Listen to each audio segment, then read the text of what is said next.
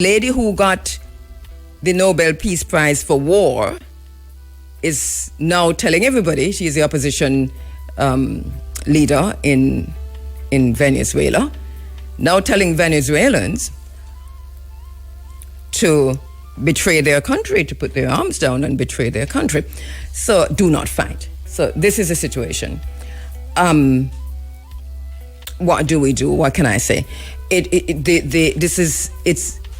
It is urgent for us to pay attention. I don't know why we haven't heard more from CARICOM. CARICOM is headquartered in Jamaica, and I understand that there is a focus on getting Jamaica back on its feet. But what countries do, sovereign countries do, and regional leaders do, is that, we talked about triaging last week, but you delegate. And so someone should have a close eye on what's happening in the Caribbean waters. Find a 2 minutes, because we saw the Prime Minister with, what's his name, Ramesh. And that was good. Little conversation with Ramesh. Find 2 minutes with the CARICOM person, the team. Be briefed on that. Discuss what the response is, what you're going to send up, because you're leading CARICOM right now, and then put that out there. So there has to be that kind of leadership. And leadership has to move beyond authoritarian. It has to be leaderfulness, collaborative, and multifaceted, multidimensional. I know we're throwing words around, but leaderfulness is a thing. And when you have a situation like this is when you talk about leaderfulness. It can be done, So this is happening. This is the Armada is in the Caribbean Sea. If you check what's being reported across the world, because people are reporting on this, apart from us here, people are reporting on this, and what they're saying is that there's going to be, most people, those who I trust actually, feel that there's going to be an attack. There's going to be an attack on Venezuela. A lot of people feel this way. So let's see what happens. Let's take a quick break. We'll be right back. Back on track. We are still, many of us across Jamaica, reeling from Hurricane Melissa, just under 3 weeks. And Roger HASFAL, Community, has been going around the island and has been talking to our brothers and sisters in the worst, our family in the worst hit areas. And he's been to Westmoreland. He called in last week to give us an idea of what was happening in Westmoreland. He said a humanitarian crisis was brewing.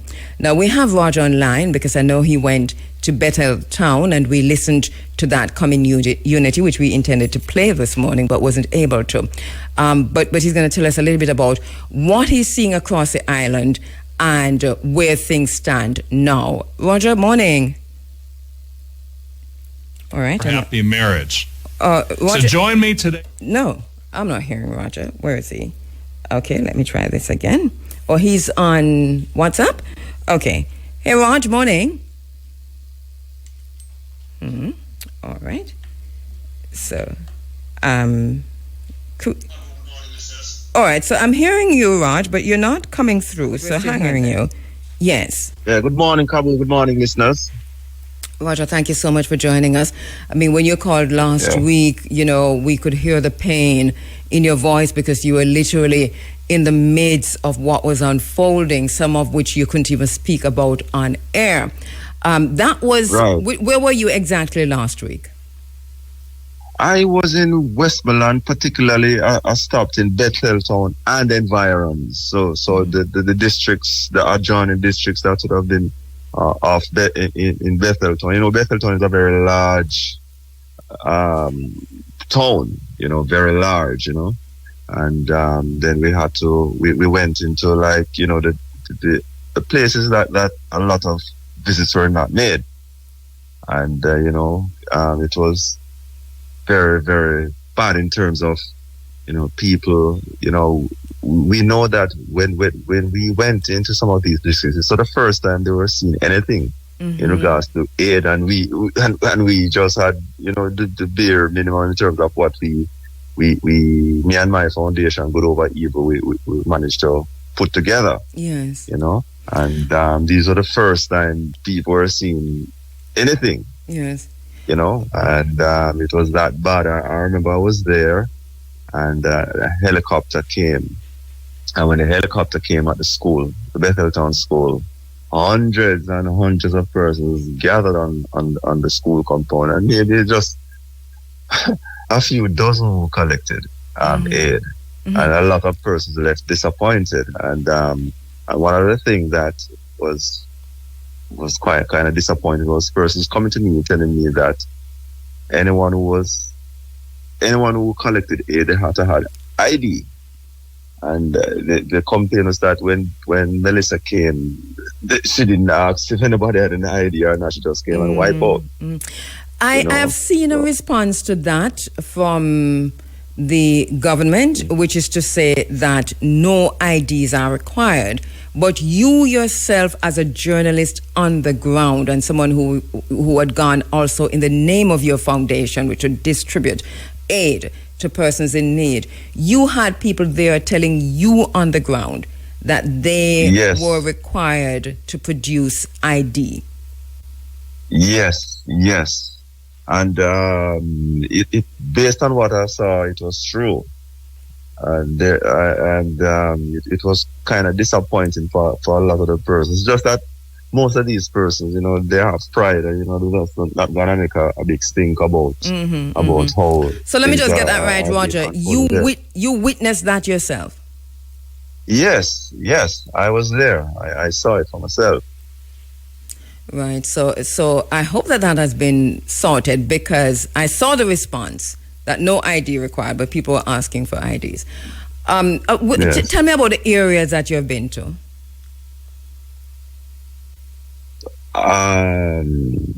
Castle Mountain, quite a few of them. I don't remember the names. All of it in a housing scheme. Okay. Just a general Betheltown area and the off what do you call it now? The offsprings or the communities. I remember Castle. Yes. Yes. So it was just the whole general area, because it's a very large area, very large. I mean, I think Betheltown is as big or even as bigger than Portmore in terms of the mass. Yes. We're trying to get to Betheltown because we're slated to speak with some of the persons that you met there and talked, but we're not able to get through, and we understand. Yes, because they have a connectivity issue down there. Yes, and I know that the doctor down there, he has donated his Starlink to the community. Maybe he's not there as yet. I know the police station, they have Starlink as well, but at the police station, Starlink is not that powerful. I don't know. And we've been calling all morning. We've been calling all morning, and we're not getting through. But we did get through before, so we know that there are times, and we understand this, because for us here, we weren't hit that hard. We're having connectivity problems still, so we can understand. So what we continue trying. And I'm not even sure so the situation, generally speaking, Roger, because you said a humanitarian crisis, if help didn't come, and I suppose you have been in touch with the community. What are you hearing? Is aid flowing in now? Are people feeling more comfortable? No, the persons are. It's just the same as last week. No change in terms of how things are coming, and things trickling, but it's like a dark fight in terms of when still things come. So a lot of people now, because they have pride, they just they just bite the bullet and just, whatever happened, and who can go together and coming back for their families. But I know a lot of persons, they are still without shelter. A lot of persons are still catching with somebody else who have a concrete structure. There are persons, I know a lot of persons who can't move from where they are, and these people need help urgently as well. As I said, there are a lot of rubble in terms of people losing their houses, and you go there and it's just there, and persons are there every day, trying to pick up the pieces as to what can be done to a lot of people kind of help themselves, in terms of even just tacking up something so that they can weather the night, as per se, but aid is very, very limited. Limited. All right, I'm going to now play because I'm able to get to the feature that you carried earlier, the ILREP, where it's Common Unity. This was broadcast right. When was this broadcast? It was broadcast on Monday. On Monday, and you're saying the conditions remain the same. Yes. All right. No change in terms of and it's just the same trickling in. Yes. And I remember last week you spoke specifically to what was needed, that food is good, yes, and people want food, but also building materials, critical. Yes, that would be one of the most critical thing right now. They can't get, materials in terms of, even some basic stuff. If people can't provide tents or board, I mean, there's a particular person that our foundation managed to raise some blocks for them. We're going back down there maybe next week or so. So that they can get the blocks. Okay. All right. Roger, thank you so much. Let me just go to the feature, the ILREP that you did here, and so our listeners can hear directly from the people that we're trying to reach right now, where nothing has changed much in Bethel town, as you heard from Roger. I'm going to take an early break, Raj, and then I go to the feature, the ILREP. Thank you so much. Yes. Thank you, Raj. No problem. Come on, bless. A hurricane, a Category 5 hurricane. We're trying to get back some semblance of order and some semblance of dignity to our lives. Roger HASFAL has been traveling around Jamaica, especially in some of the worst hit areas, and he's been to Bethel Town in Westmoreland, speaking to some of the residents there who have lost everything. He says he spoke to them last week. He says nothing has changed since this. So here we go. Today, along with the Good Over Evil I Brave TJ Foundation, we will highlight the community of Bethel Town in eastern Westmoreland and the devastation caused by Hurricane Melissa. Now, Bethel Town is a vast settlement and former slave village in the hills of eastern Westmoreland.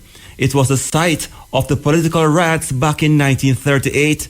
It can be what is termed ground zero based on the devastation caused by the hurricane, with dozens upon dozens of families severely impacted. Today, we'll speak with some of the residents who gave their accounts on the Category 5 storms passing. Derek Black X Robinson of the Taki Heritage Group, speaking through his interpreter, says Bethel Town was the center of the impact. All right, so I speak for Derek Black X, and I also speak for Bethel Town. So this is the center of most of the activities as to what happened with Melissa. We call it ground zero because the impact was so great in Bethel Town. Majority of persons have lost their roof. We have experienced a lot of homelessness.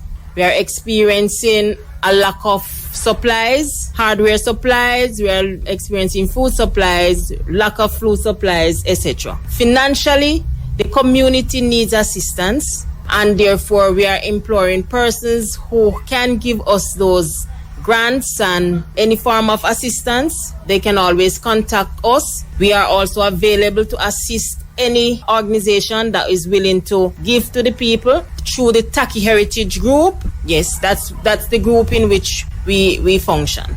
Now, Omar Edwards is a student of the Betheltown Primary. He gave his account. The honest truth, sir, I didn't expect it to be so harsh. When time left and run out of the house, it was like drop same time as me left. It was very, very harsh. Take us through that experience. So me and my father and my sister run out of the house. After I see my uncle inside of the concrete house that we go into. So we stay in the concrete house through the storm. Were you scared or you afraid? Yes, sir. Talk to us about that part. I mean, when you hear the winds and so on, or you felt during that time? Frightened. Very, very frightened. Student Omar Edwards, Clevan Edwards, who is born and bred in Eastern Westmoreland, he spoke on the immediate needs of the community. Basic material I talk about like 2x4, lat, ply, zinc nail, wire nail. That are most easier thing people that want now. If you building block now, if your man will rise up with building block now, I'm going to say no. Reason being, no for now, you want something for going on now. If you take your water off of you. Further on in the future, you build up concrete fine enough. But right now, at this present moment, we want some material if we can build up a sink structure. Even a one room where we can put the family under. Big one, little one, old people, even young people see me too. Because some of we have asthma, some of we have sickle cell. And the water, worse rain a fall again, and I draw alone, you know. But rain a fall. You understand me I say? So a them thing there. You see me? Yeah. Because right now, me not start rise back yet. I put my material together because reason being, me still have to out there I help 1 and 2 people. Even with tap hole in the driver them play. Man want food, yes, but right now man would really prefer material and food. Because if you see your place, brother, your belly full. You're hungry, you know, but your belly full, brother. Trust me. And more time if you take it to heart, brother, you mash it down, brother. Sometimes you have to walk all left a place. You work there, you know, but you have to walk well left when it come to you. Marissa Gordon spoke about the help that is specifically needed for elders in the Betheltown and environs. You know, see, have a lot of people out of us now, especially the elderly, them where, you know, the sick people, them we can manage and stuff like that. So, if we gonna get help for them, we need help too, you know, but, you know, for the elderly one, we really need it like that. We don't mind if they can get some help.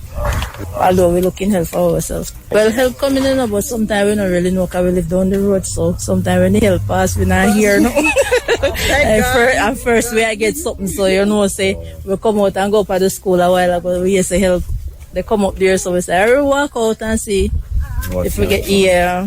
All right, thank you very much. I mean, we don't have much. We just never want to walk with the too long. Right. Well, thanks for the help anyway, because it's the first way I get. That is Marissa Gordon. Leonard Blake is from the Ashton community in Betheltown. He spoke about how they are coping up there. Okay, so far we are trying to get in and back said way about, you know, work for loose, work for building and work for things with water. We're suffering for water and them things there. You know them way there? Water, the main thing right, you know, we're suffering for it. Yeah, man. Boy, God, no. The life in Jamaica, if you don't want to boy, we are going to disturb it. Disaster, so all we have to do is unite and get back and try to what we can do for each other, you see me? Man, and that is it and whatever. You help out each one if you can do it, you know them way there? Yeah. I will give thanks for the little help we are going on and get to that way, you know? Yeah, man, we have to give thanks for that and whatever. Yeah, that is it. And we give thanks for life, said we have life, and from have life, there is hope, said we. You know them way there? Yeah. Deandra Thompson is from the Belvedere community. She says the community is well in need of material help to restart their lives. They have some people in the community need help. They need bedding. They need tarpaulin. They need zinc. They need zinc. They need water. Because some people only have one black tank and they cannot find. We children don't have nowhere to lie down. So if you give me the food and we belly full now, we're stressing at the night. Right. Stress, rainfall every day. So I see a lot of help coming, but only thing I see coming is food. When majority of people them in the community, sheep blow away, clothes wet up, and every day rain fall, and you cannot fall back if you cannot rest. We are going mad. So if you're going to help the community, help with some bedding. Yeah. Help with some tarpaulin. So only cause zinc. Zinc and lard. And two lad. Maybe you can find one two zinc where kind of tear up. But if you give me two lad, maybe find two zinc for catch penny. So me get a start there, so. That is Deandra Thompson. Senior resident Dorothy Mott, she gave her interpretation as to what the hurricane was like in Bethel Town. My experience is that 3/4 of the roof went, leaving us all 3 people in one room. And all we heard was noise, bang, pop, every sound you can think of came true. It was like a hurricane category 10 with earthquake and rainfall and wind. So that is how I interpret what took place. I wish all stayed in one room for the whole night. And it battered the place left, right, and center. And if you look around, you will see the disaster. It can't be worse. Terrible experience. And that building over there went, concerned me. This one here, that went, and some round the back. So you can imagine now I have to be very strong and have all these strong arm people around me helping me to stop me from falling down with Melissa. As you can see, everything is on the floor, on the ground. And so we see no post office. Part of the police station is gone. The community center, the clinic, the doctor's office, and everywhere is down. It's not flat, it is the roof. All the roofs are all gone. That is senior resident in Bethel Town, Dorothy Mott. Jennifer Beckford of Castle Mountain describes her experience in trying to get aid. Well, all right, here, so we come 2 days now to get something to eat and see the crowd are down there. Nothing from them. I give out something at Bethel Town at the first and we still don't know if we don't get something there. Not every in my district, nothing now come issue out nothing. So if we don't left and come on the main, nothing. Because see me left you know 2 days now me down here so. And nothing. See the local food come there, see the crowd there. What do take over now? That's daily struggle. Yes, so yes. What are some of the immediate needs and wants for you people? Like, we want enough things like food, water, clothing and support. And I'm bedding. That is Jennifer Beckford. Boss Beckford says he does not live anywhere due to the storm. It was very dangerous. I have to run from there to there to get a shelter right to the system. And right now I not even live nowhere. Cass Mountain, Westmoreland. I don't live nowhere right now. House blow down, bed gone, everything gone. And the storm was very dangerous. Because about 3-4 times I come down here and never get a package yet. Never. As master got up there and never get a package yet.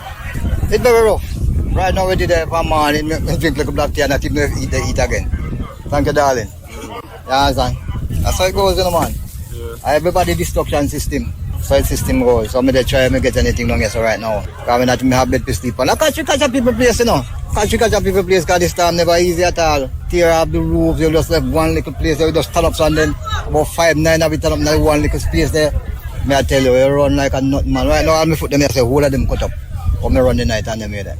I tell you, it's not easy. Dangerous storm this. I don't know how this storm came, but it came. We need some help, man. Not give me one. Look here, I'm in dance and I'm blowing. I believe one must believe a joke talk me now. I see what's talk me now, man. Nothing left on the line, man, everything. That is Boss Beckford. Pastor Aldine Sutton, a resident in Bethel Town, has expressed concerns that persons are being asked to present IDs for aid. Persons are here, and we get to understand that you have to have an ID to collect the package. Now, why do we need an ID? Melissa did not ask who have an ID from who don't have an ID to collect package. Now, I can guarantee that most of the persons that are here only heard the helicopter and just run. None of them come prepared with an ID. Are you going to turn them back? We have to put humanity first. The most important thing. I don't have to collect nothing. But the persons that are here who are desperately in need, you're going to look at them and tell them because you don't have an ID, you cannot collect a package. Complete nonsense. If we're going to help people, we're going to help people without conditions. Too much conditions. Put away the bureaucracy. This is time for help. This is time for humanity to come together and help each other. That's my take, all right? Pastor Aldine Sutton. Vernon Brown from the Castle Mountain says he's among those who lost everything. Wow, at one point I swear it was a rapture, my brother. I swear everybody's life was going to take out, you know. Apart from, we only lose one person in here, one good family friend. After the storm, him die, him shake up in the storm and die after from here, so. But apart from that, a lot of people don't have anywhere to lay them head, you know. Yeah, it's really, really hard, I'm telling you. I don't know when people go find a dry space to put them head. Really hard on the poor set of people right now, I'm telling you. A roof over many head. So, and food, waters, material, if put back if I have a shelter over a lot of person head, you know. Yeah, that's the most necessary thing right now. Like for instance, 2x4 zinc lot, and who can get some cement as well, if you put back a foundation, get some cement with sand and stone as well, and stuff like that. Those necessary kind of stuff we can put a roof back over our head right now. That is Vernon Brown. Alicia James from Castle Mountain was close to tears as she spoke about living in the rubble. Welcome to the community of Castle Mountain, to limited trees and limited leaves on tree. This is what Melissa have left us with. We are among the rubbles just like other persons. Not only that, everything named board house in this community is demolished completely. But guess what happened? We have life and we are grateful and we're thankful that we have life and we can start over. Because when you look at some of the things that happen here from Melissa, the community is, we have one death from this. A young man that lived over there by the name of Bolo, he passed. But we are standing and bracing. Glory be to God, we have some good Samaritan right now that bring us some food item which we are grateful for.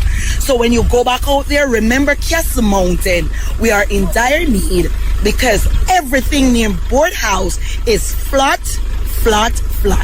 And those that are concrete, the glasses are gone, doors are gone, but we're still grateful that we're still standing. And once we're still standing, it means that the Lord will help us to bounce back. So remember us and send help for Castle Mountain in Westmoreland.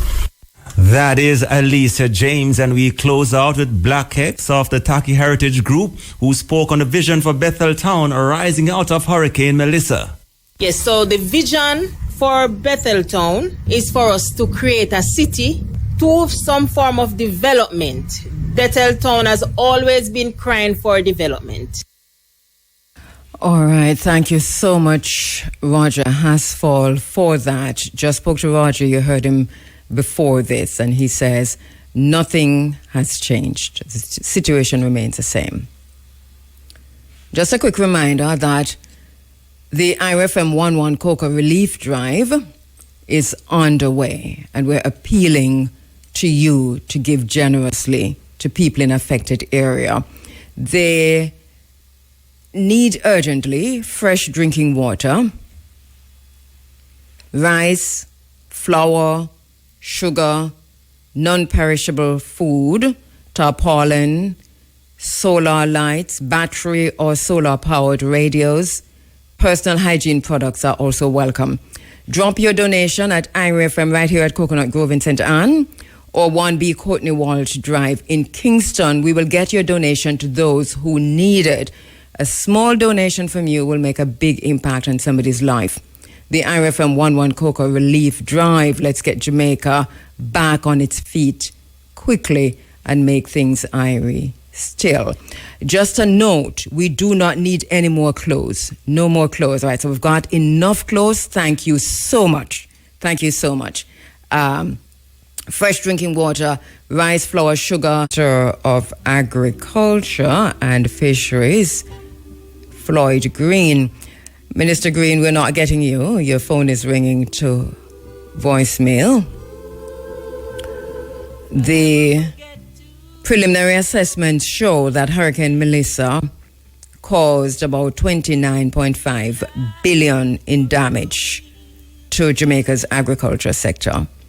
More than 70,000 farmers were affected, and the damage spans 49,390 hectares of farmland. That's the information coming in from the Ministry of Agriculture.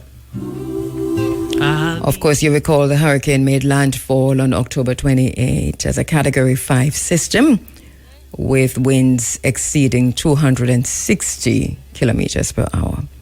The hardest hit parishes include Westmoreland, St. Elizabeth, St. James, Hanover. These are major agricultural producers.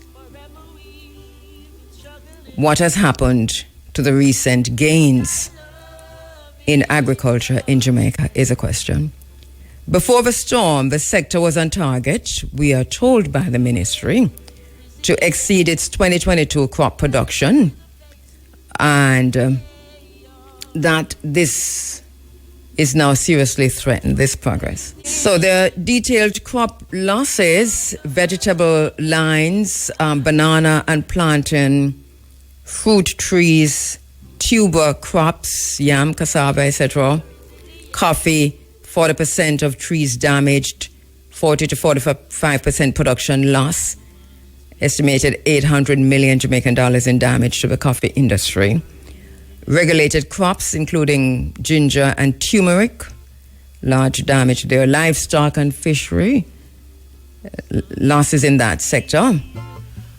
Poultry, other livestock, fisheries, infrastructure, vulnerability of Jamaica seriously exposed here.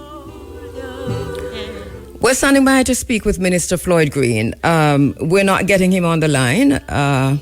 We have been talking to him up to yesterday, and we're not hearing him this morning. But Minister Green, I know that you've got an interview, so you are probably listening. It might be a connectivity problem, depending on where you are. We are trying to use everything in our arsenal to get to you. If you can get to us, we'd appreciate that. The implications of food security, rural livelihoods, and all of that. With the loss of over 41,000 hectares of crops and massive livestock destruction, what does that mean for Jamaica? Of course, we are already seeing reduced domestic supply of vegetables, of tubers, of fruit, and of poultry. A friend wrote to me this morning and said he went to the supermarket and eggs came up short. Not getting him? We're still not. Sorry, say that again. All right. So the minister said that there will be, that plans are in place. And we want to talk to him about those plans also. I know Jamaica is very concerned at this minute. As Jamaicans, we are very concerned because we know literally when we talk about St. Elizabeth, Westmoreland, St. James, Hanover, all of that area, we're talking about literally the food basket of Jamaica, the center of where most of Jamaica's domestic agriculture comes from. And so there is concern. Those farms have been devastated, decimated. The pictures you're seeing of banana trees and plantain trees and all crops wiped out and yam and cassava and just this decimation. So obviously there is a serious problem. And we are beginning to get glimpses of it. And I suppose there are some persons who are already seeing that in the supermarkets and in the markets and so on. But the minister also said, I recall, and I don't have this document, but I do recall him asking people, Jamaicans in other parishes. Together and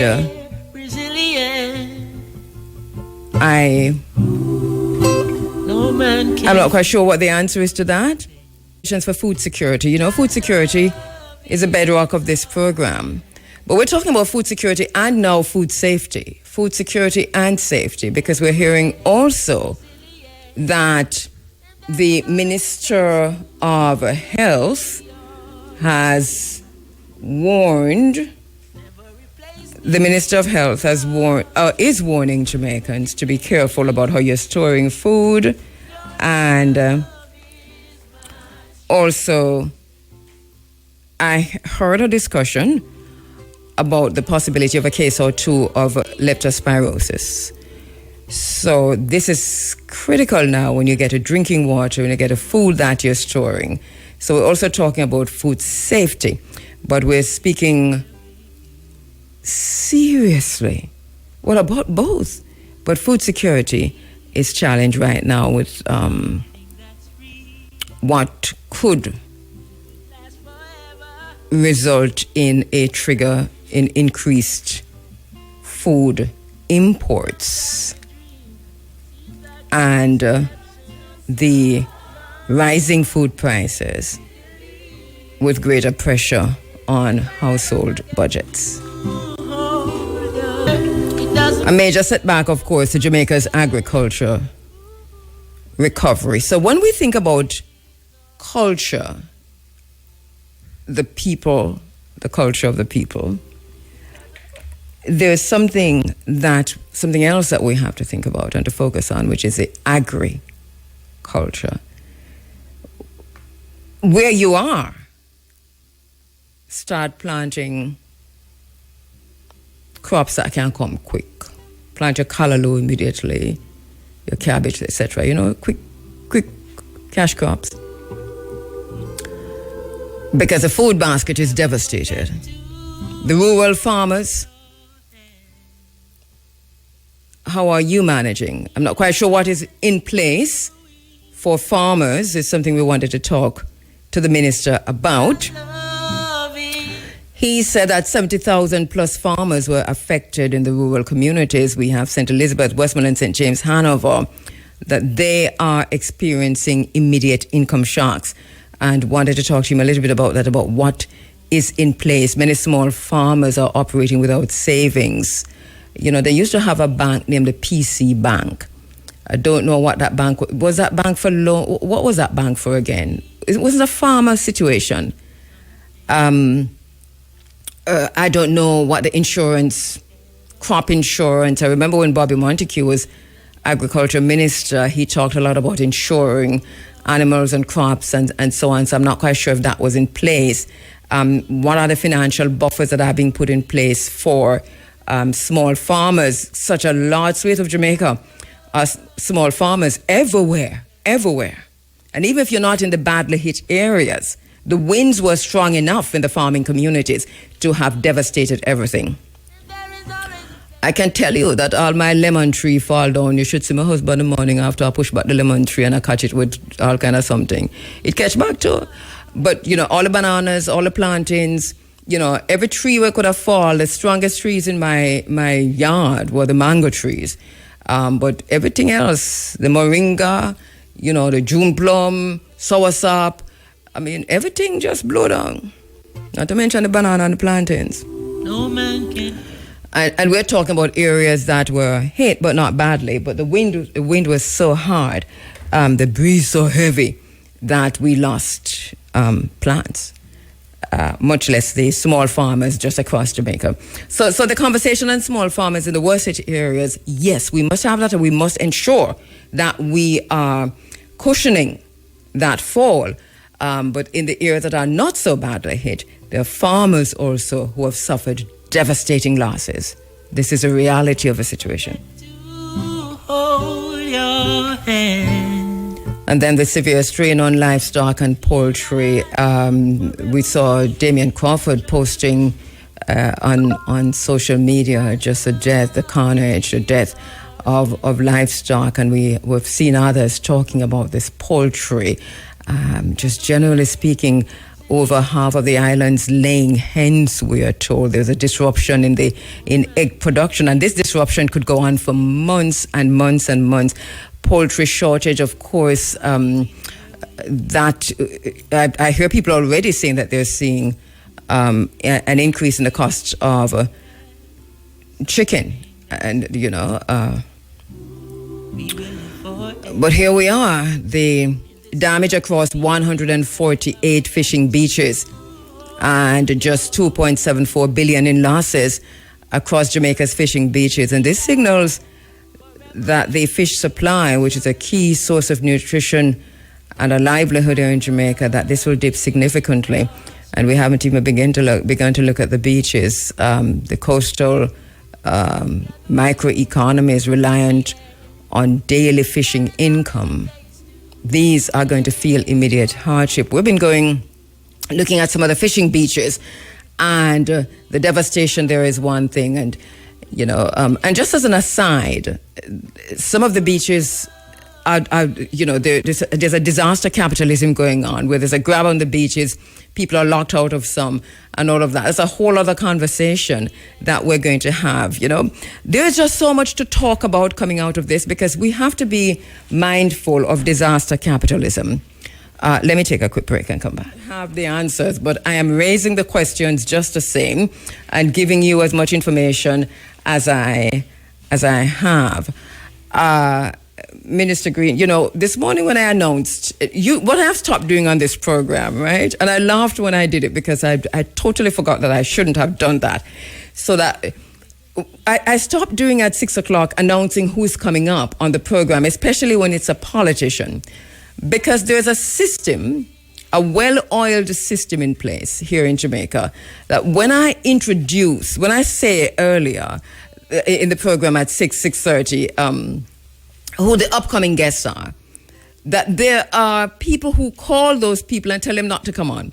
And the minute I said Floyd Green was going to be on, I remember the Christopher Tufton interview, right? And many more, by the way, many, many more. Which is to say that once I announce them, they never come on. So I figured that out a long time ago. And so what I stopped doing, and our listeners would know that this is a truth, that I've stopped announcing who's coming up what time in the program. But I completely forgot this morning, after so many years, and announced him. Now, it's an interesting situation, but I said to myself, and I chuckled at the moment, because I said to myself, I've just said he's going to be on, and somebody's going to call him and tell him not to come on, because I'm going to ask him other questions. But listen to this, I'm not asking anybody any other question in this period. If you notice what I'm doing, this is not a time to focus on all of the other issues that we have to discuss. Right now, we're in a place, my phone is ringing, pardon me, I should have turned it off. So right now, we're in a place where it is so important for us to know what's happening, to know where the help is, to know what is happening, to know where to go, to hear from those who are in leadership positions. It is so important for unity at this time that I have thrown out the door all of the other issues that I have with whatever minister that I am talking to, that I need to ask about this or I need to ask about that. No. If we say that we're calling you to talk about the agriculture sector, is that we are going to talk about. Because right now, today, I have no time for nothing else but to find out what is the state of food security and safety on the island. I have no other interest. What are the plans? How the farmers are going to manage? How we're going to feed ourselves? Is there a starvation situation coming up or not? What you going to do? The only question that I would have asked that would be any way controversial would be, how are you going to prevent a flood of GMO products from coming into the island? That is the only other question that I would have asked Minister Green, other than what he was, and that would be part of the question anyway, because he did say that there are plans in place to import. And so we still need to talk about food safety, because when we talk about food safety, GMO is the number one on the list, not leptospirosis or malaria or nothing. It is GMO. So I was going to ask that question, and not to dwell on it, but to say, let us try not to do that. Let's go for organic as much as possible. Let's go to the farmers across the world who are willing to give, and the countries that are willing to give, that are not involved in the GMO production like some countries are. So if you go Europe, for example, if you're getting food, if we're in partnership with the European Union in terms of getting food in, not a bad idea. You're hardly going to get GMOs. If we go partnership with African countries, and there's so many African countries, West African countries, we see Ghana load up a whole trailer load, plane load, and more of things sending to Jamaica. Remember when I spoke to you this morning about Southcom, Africom, and Northcom, and so on? We talk about how Southcom meet Africom off the coast of West Africa. That's basically what it is, you know, in the waters there. Now, it's very easy. In the same way that Southcom just join up over there, so it's a shipping route, same way.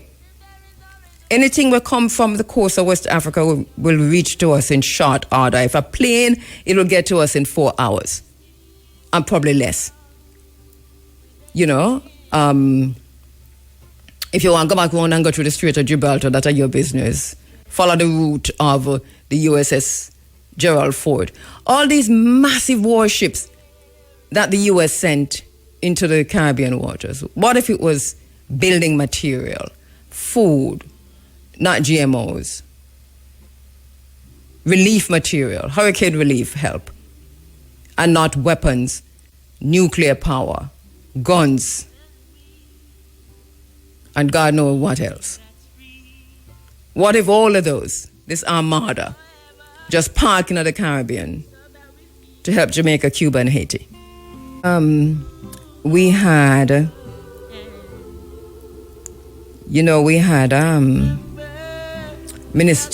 originally we had Minister Floyd Green for half an hour, and I called back Vivina, our producer, and I said, Viv, agriculture is too important for half an hour. So let us see how we can include, and this is very early in the day, give Minister Green some more time. Tell me if he's okay with it. And he said yes, he was okay with it. And so we kind of extended the time.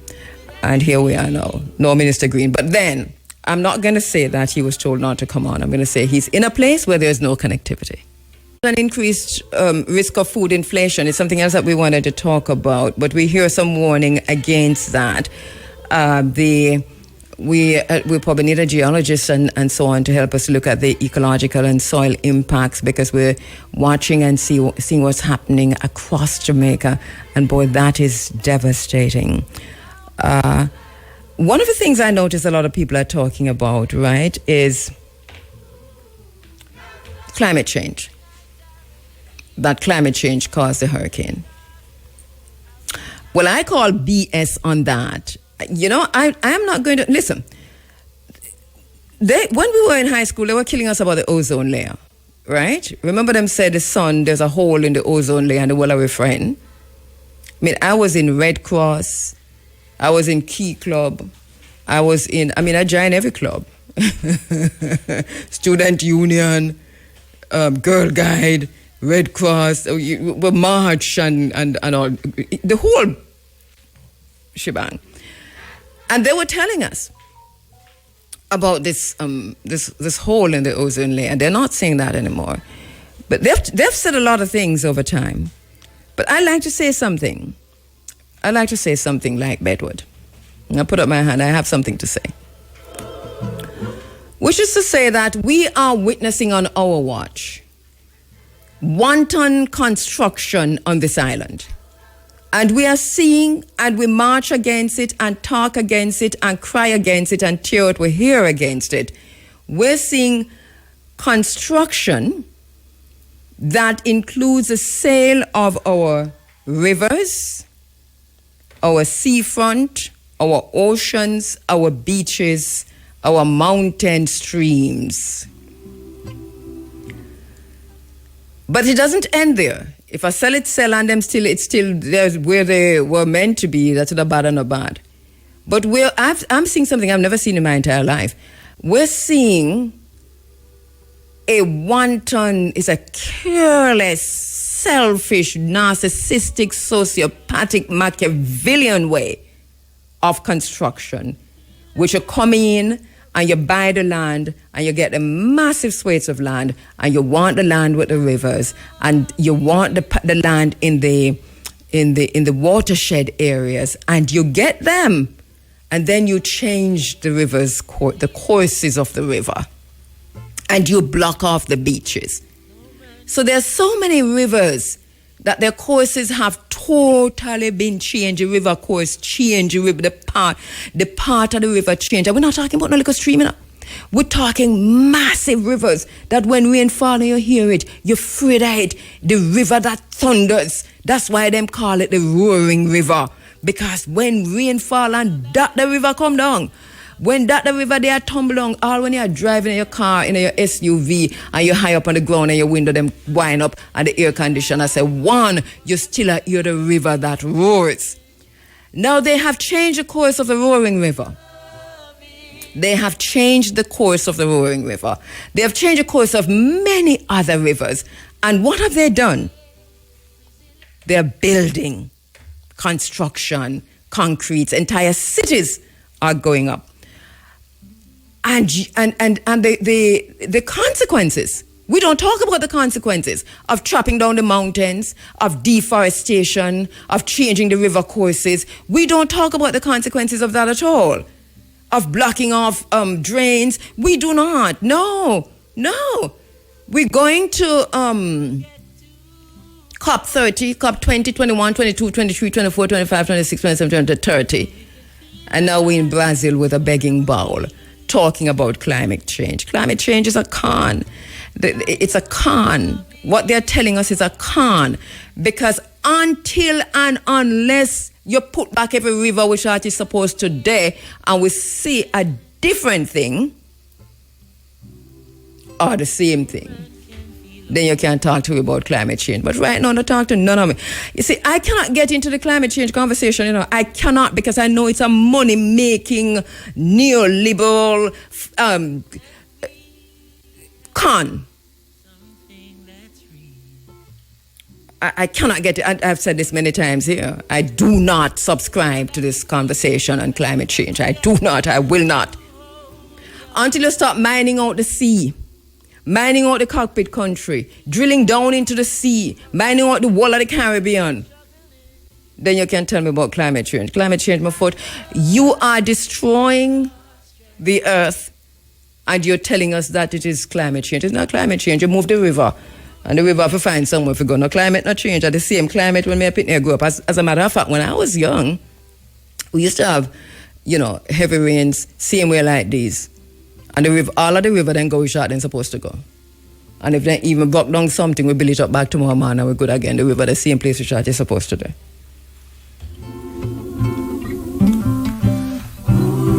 Now, I don't know where the roaring river is. So we're in search of the roaring river. That's basically where we are now. Time and Ira FM. It's a minute after 8 o'clock and we're in search of the roaring river. We're also in search of the Minister of Agriculture, who confirmed to be on this program for an hour, but has not turned up. So I don't know if there's going to be a national shift in the national agricultural policy, but I hear some conversation. And we are paying attention to that. What I'm afraid of, though, is that this is going to be, because you know how politicians are and you know how this wider conversation on climate change, and especially when you talk climate change and you hit up with people like Bill Gates, although I hear him talking differently now because it don't suit him. But when you go into these spaces where there's a lot of funding, there's a whole lot of money. They create the problem. Is money laundering. They create the problem, them throw money on it, and them give it to small countries and so on. They're making a bag load of it. One of these days, I'm going to talk you through how this climate change work. It's funding. Show me one person who is not championing climate change, who not looking for grant. It's money. It's money. It's a funding industrial complex. So when we march against the mining in the cockpit country, we don't care if we get 1 cent for it. We're not doing it for the money. When we say free the beaches, we don't want no cent from it. You understand? We're talking about access. We're talking about protecting the land. We're talking about protecting ourselves. You get the point I'm making? Okay. It's all money at the end of the day. So they're going to wrap this into a climate change conversation. And before we know it, we're going to talk about greenhouse crops. Remember, we have a land we can plant a crop on, but we have the land that we can plant the crop on, but they have sold it all, right? They have turned the farmlands into concrete jungles. And now they're going telling us about greenhouse crops, right?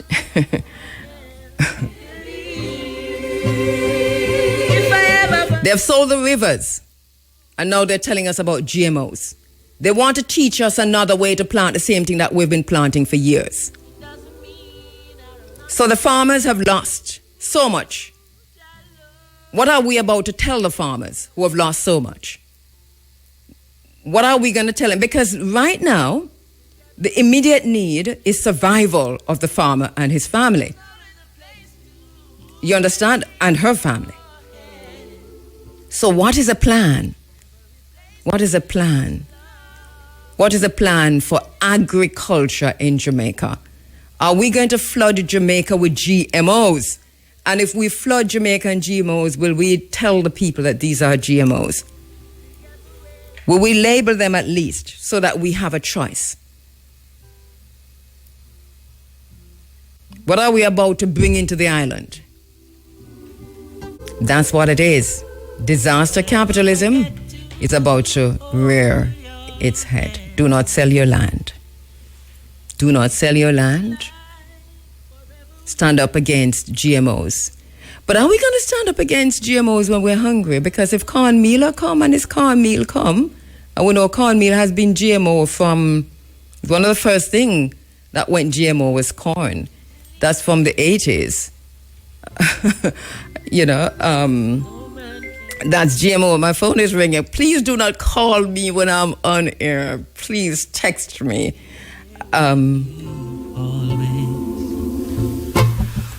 So here we are. Here we are. Something that's real. Agriculture in Jamaica has the potential to be the #1 income earner and to solve our unemployment. Jamaica and Singapore in terms of it.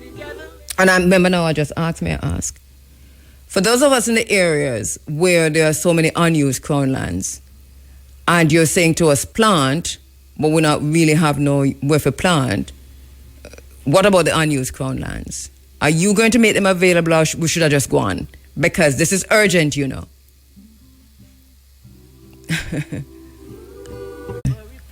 The question is, what is the ministry's current stance on GMOs? I know, I can hear you saying, we're hungry right now, we don't even care if it is GMO or not. And this is where we are. And we are going to call for digital IDs. We're going to call for smart cities. We're going to call for GMOs. That's a plan. That's a plan. We're going to call for these things. So when we talk about food sovereignty, because one of the things, is that we talk about food security, food safety, but there's also food sovereignty. Remember, I did an entire series of program a few months ago on food sovereignty, which is to say that GMOs will kill seed sovereignty. And in that way, we will become more and more dependent on these multinational producers. If you have not read the book 1984 as yet by George Orwell, now might be the time to buy it. Let me know who's on the line. If you tell me who's on the line, I'll go straight to the line. Let me know. Should I go to the phone lines and take this call? Tell me what to do, because I'm doing that. I'm putting this call on the line. Who do we have on the line? I can't see you people. Let me see. Look at that. Minister, I'm so happy that... Good morning. Apologies. Look here, because I'm coming up with all kinds of reasons why you haven't come on. So I'm very happy that you're here this morning. Thank you so much. Yes, I'm very happy that they're able to get me. This is, look here, you do it deliberately for shame, but it's okay. Thank you. No, I would never. But thank you so much for coming on. I really appreciate you coming on. Listen, ma'am, what a devastation, though. First of all, how are you? Boy, I tell people I've seen better days. It's tough. It's taxing. I think of all the things, I think just the extent of the devastation and just how different the place that you know, that you love, looks, makes every day a challenging day, Every time you go into Black River and you remember what was and you see what it is now, and then to be honest, it looks 3,000 times better than directly after the hurricane, but still, and then there are so many people who've been displaced, so many people who their regular lives have been uprooted with something that they had no control over. And I mean, not just houses, but businesses. And, we often talk about families and things, but I really feel it, especially for some of our older citizens, those who would have already, lived out a full life, are now in retirement and felt that you have fought all your battles already, I was with one yesterday, he's 82, and he was saying, boy, MP, I don't know if I can build back in this life. It's a tough reality to come to terms with. But with that said, yes. I do find that these situations, these times of crisis, do bring out the best in Jamaicans. Yes, true. That is the thing. Every day you find something to be hopeful about. Every day somebody makes you laugh and smile, and sometimes you're amazed at the circumstance that people find themselves in, but still how positive they remain. All right, Minister, look here, we have just a few minutes with you, right? So I'm going to just give you the moment to talk to Jamaica about the extent of the damage, because I know there's a figure on it this morning. I've been saying it's 29.5 billion or something to that effect, and what the plans are to mitigate, especially small farmers. Yeah, so our agricultural sector has been extremely hard hit. To put it in perspective, Hurricane Beryl caused $7 billion in damage. This hurricane, Melissa, is 29 billion, almost 30 billion. And what we've seen is just the diversity of crops and lifestyle that have been negatively impacted. So our commercial banana and plantain crop has been wiped out. We've lost about 70% of our yam crop. We've seen a tremendous hit to our vegetable lines. So while the 5 parishes of St. Elizabeth, Trelawney, Westmoreland, Hanover, St. James have been hardest hit, the reality is that a lot of the rain and the wind extended right across the island. So places in Clarendon, places in St. and also Savannah Battery. I think one of the areas that's been most hard hit have been our poultry and egg farmers. So we lost about 458,000 birds in our egg production. That's about half our laying flock. And in poultry, in our broiler, we lost about 700,000 birds. So in total, over 1 million birds have been lost. So, it's very devastating, especially for our fishers, where about 3,000 boats have been damaged, which is about 45% of our total fishing fleet, and above beaches fully destroyed. But I think we know we have to eat. And as such, our farmers and fishers appreciate that even despite the destruction they're ready to get back out. So the recovery effort starts now. I would have outlined a plan of action for all our farmers, but especially trying to help our farmers, small farmers and fishers. And it means immediately through RADA making seeds available so that especially those who farm our vegetable lines can get back out there as quickly as possible. We have about $40 million in seeds that our RADA offices have started to distribute to the farmers listening on. Contact your RADA office, your RADA officer, if you are interested. We are looking to target some of the parishes that were not as impacted because, it may take some time in some of the other parishes to get back up and running, but long and short of it, we need to get going. In relation to our poultry farmers, we're in our program where we will be distributing, some baby chicks, some feed. We're also going to help in reconstructing some of the chicken houses because, a lot of people lost the houses themselves. So we'll be working on that. Outside of that, in our fisheries sector, we actually started the distribution of fishing wire. Started at an alligator pond on Friday. A number of our fishers lost what we call their pots. For our fishing sector, they use the wire, make the pots, and put it out. And then they come back out and it's nowhere to be found. So we've also dispatched generators to get our fishing fuel stations up and running so that our fishers can get back out there. So we've done that in Montego Bay, we've done that in Lances Bay, we've done that in Great Bay, we've done that in Alligator Pond, just to get them back out as quickly as possible. So it will be a long-term recovery, but we have to start immediately. All right, let me ask you a few questions from that. First, there are many who are able to plant but do not have land. And I know that there's a call coming from your office and your ministry, which is to say, get back out there if you're in areas that are not badly hit, where land is available and you have land available, farm cash crops quickly and so on.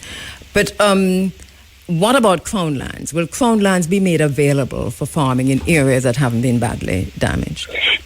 So one of the things that we have said even before Hurricane Melissa, we had indicated that we are moving to establish at least one agri-park in every parish. In other words, in every parish we need to find an area of crown land that we specifically dedicate for agriculture. We've done so in some parishes like Clarendon, we have multiple, St. Catherine, we have multiple. In fact, we're doing a new agri-park in Clarendon, in St. Catherine, Amity Hall, where we put in irrigation. We have in St. Thomas, parts of Portland. We're moving out to establish one in St. Anne. So the easy answer is yes, we will be identifying parcels of land that are good for agriculture and trying to help farmers in that regard. But outside of that, where farmers have land, one of the things that we are doing is that I have announced that for the next 6 months, our RADA tractor service will be free. So we will be doing free land preparation. So if you have land, but one of your difficulty was getting that land prepared so that you can plant, again, reach out to RADA. We're going to be doing that land preparation free. Additionally, we do have some seeds and planting material at Bodles and some of our nurseries. And we're going to make that free for the next 3 months. So you can reach out to Bodles and we just provide you, normally you'd have to pay, we'll provide you that free of cost. So yes, we're going to be identifying lands that can go into agriculture, and we're also providing additional support to land preparation. Okay. In terms of importation, because it's something that has been said, I'm not quite sure if you mentioned it here yet, in terms of bringing in food, what are the plans for that? Yeah, so we will have to do some short-term tapping into external sources. The Ministry of Agriculture does not want to import. Our drive is normally always for primary production, but clearly we have to balance because we do know that there will be some short-term displacement. The good news is that for the vegetable lines, if we start now, we know that in another 8 weeks or 12 weeks we can see some return, and that's why it's so important that we get it out now. But in the interim, clearly where there is a significant gap, we will have to tap into external sources. So we limit it to all of the things that are critical that we consume a lot of. So right now, our vegetables are extremely short. I think we would have gone through the salvage and provide phase. So normally 2 weeks after the storm, we might not see a lot of displacement because people try to get whatever is left of the crop and put that out there. But now you would be going into a phase. And anytime there's a shortage, it leads to a significant rise in price. And we don't want things like our fruits and vegetables to be out of reach, especially at this time. So we will tap into that, but this will be a short-term basis. We've identified probably 2 months that we will take that approach. Eggs, for example, is a major one because we've already looked at the gaps. So, for example, we would normally consume, and this is the approach that we take, just to give you an idea, we would normally consume, let us say, 7 million eggs in the month of November. And then in the month of December, which is high demand, that will go up to 9 million eggs that we consume. So when we look at what we have now, we've lost our top 3 egg farmers, right? So we're now down to probably about 4 million eggs for the month of November. So that's a significant gap. And clearly, that gap would continue for December because even when you put on the pullets, how do you protect food sovereignty, which is to say ensuring that we're not taking in GMOs, and what's the policy regarding that? Yeah, so that is something that we guard against. It's a clear policy that we have, and that is why we don't source from anywhere, and we have clear standards. Not only GMOs, but we have to guard against disease. There are diseases some in other places of the world. I'll give you an example, like bird flu, that we've been, we haven't had that challenge here, the avian influenza, and we don't want that challenge here because that can wipe out the rest of our stock. So sometimes people complain and say, boy, the ministry is a little hard and they want to bring things from X and they want to bring things from Y. But those concerns that you raise are around whether things are modified, whether things are going to open up. So I'll give you an example. We do not import bananas, right? So we will go through a shortage of bananas, but we can't run the risk because of just the widespread nature of something called TR4, right? And if that were to come here, then, let's look at what has happened with our citrus. Yes. Remember, Jamaica used to be a big citrus I know. producer. I've been asking what happened to the citrus trees. Disease.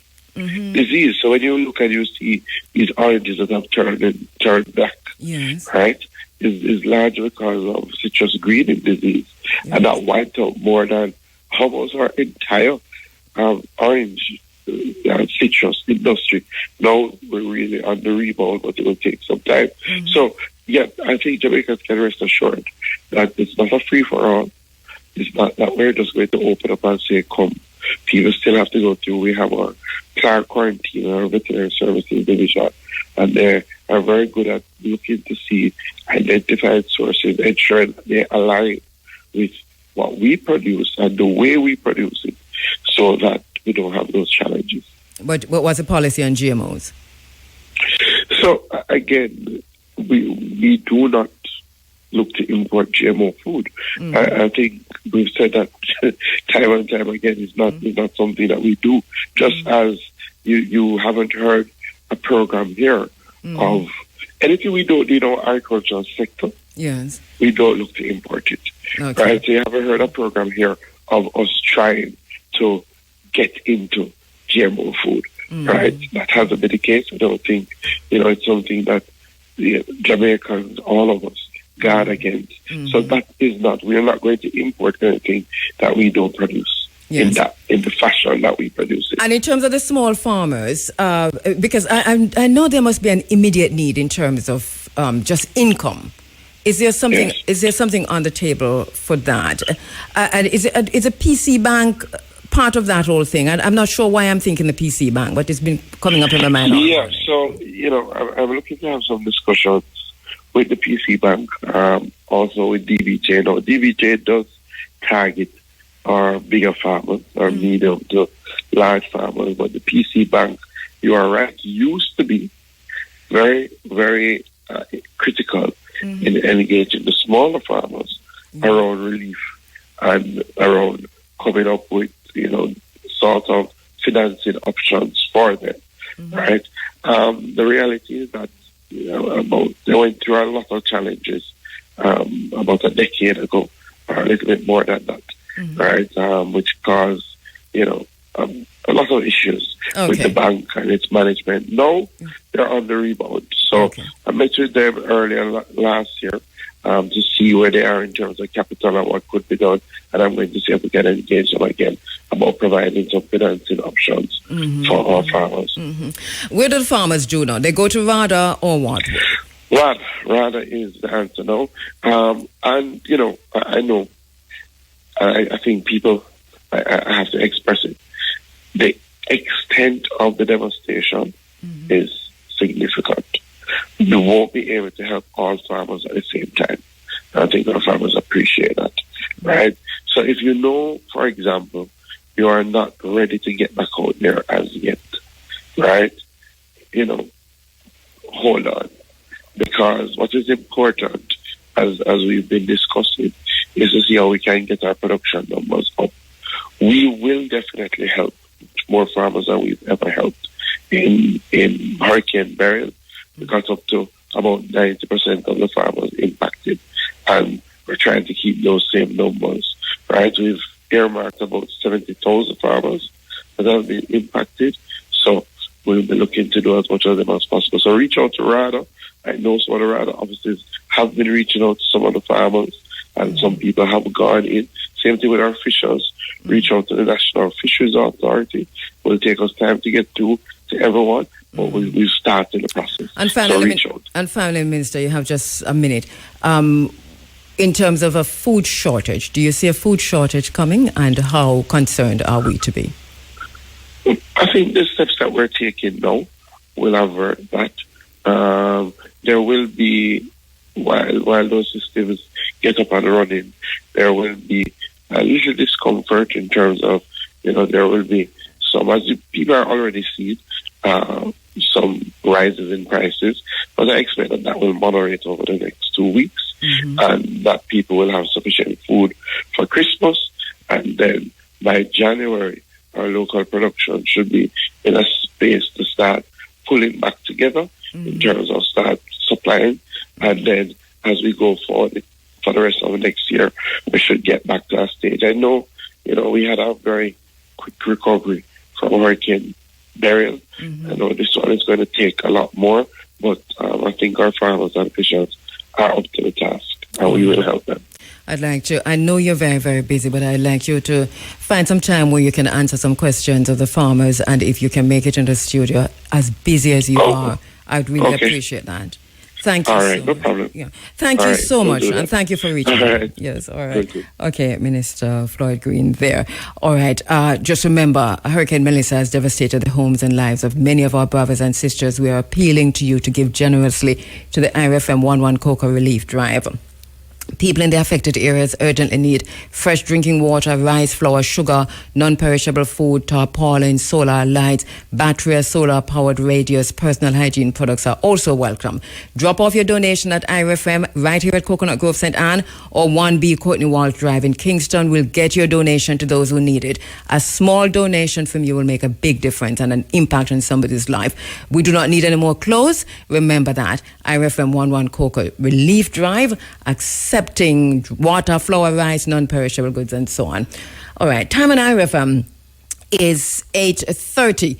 And, of course, we're standing by for the Supreme Ventures draw. Let me just say once again, thanks to Minister Green for reaching out and ensuring that we had a conversation as small as it was, and but we still appreciate him coming in and talking to that. So much more to talk about, but I think that we got enough information out to the farmers, especially to say what you need to do, but also, all right, let me go at JPS, our sister Audrey Williams. How are you doing, Audrey? Morning. Hello. Good morning, Sister Kabu. How you do? I am well. If you two are well, how are things with you and the JPS?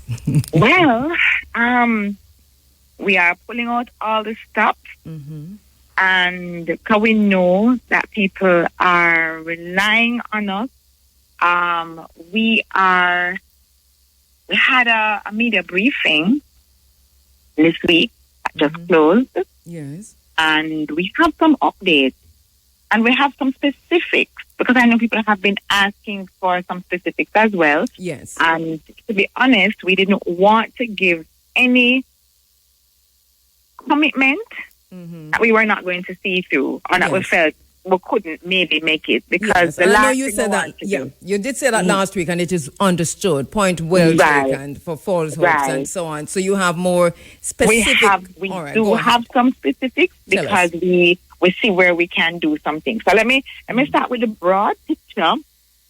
Broadly speaking, we are expecting to get 95% of customers in the parishes of Portland and St. Mary back in by the first week of December.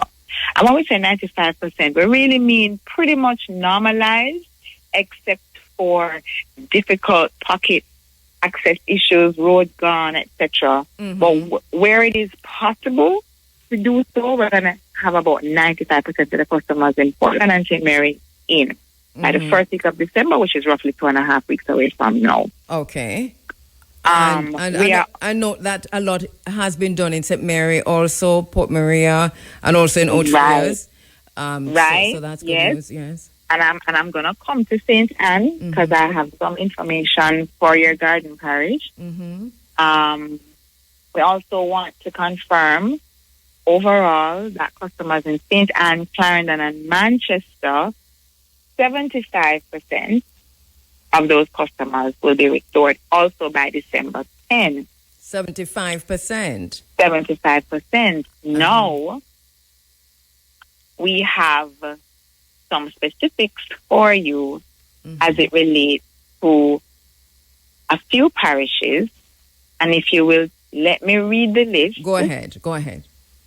All right. So for St. Anne, these are the areas that we are expecting to be energized by December 10.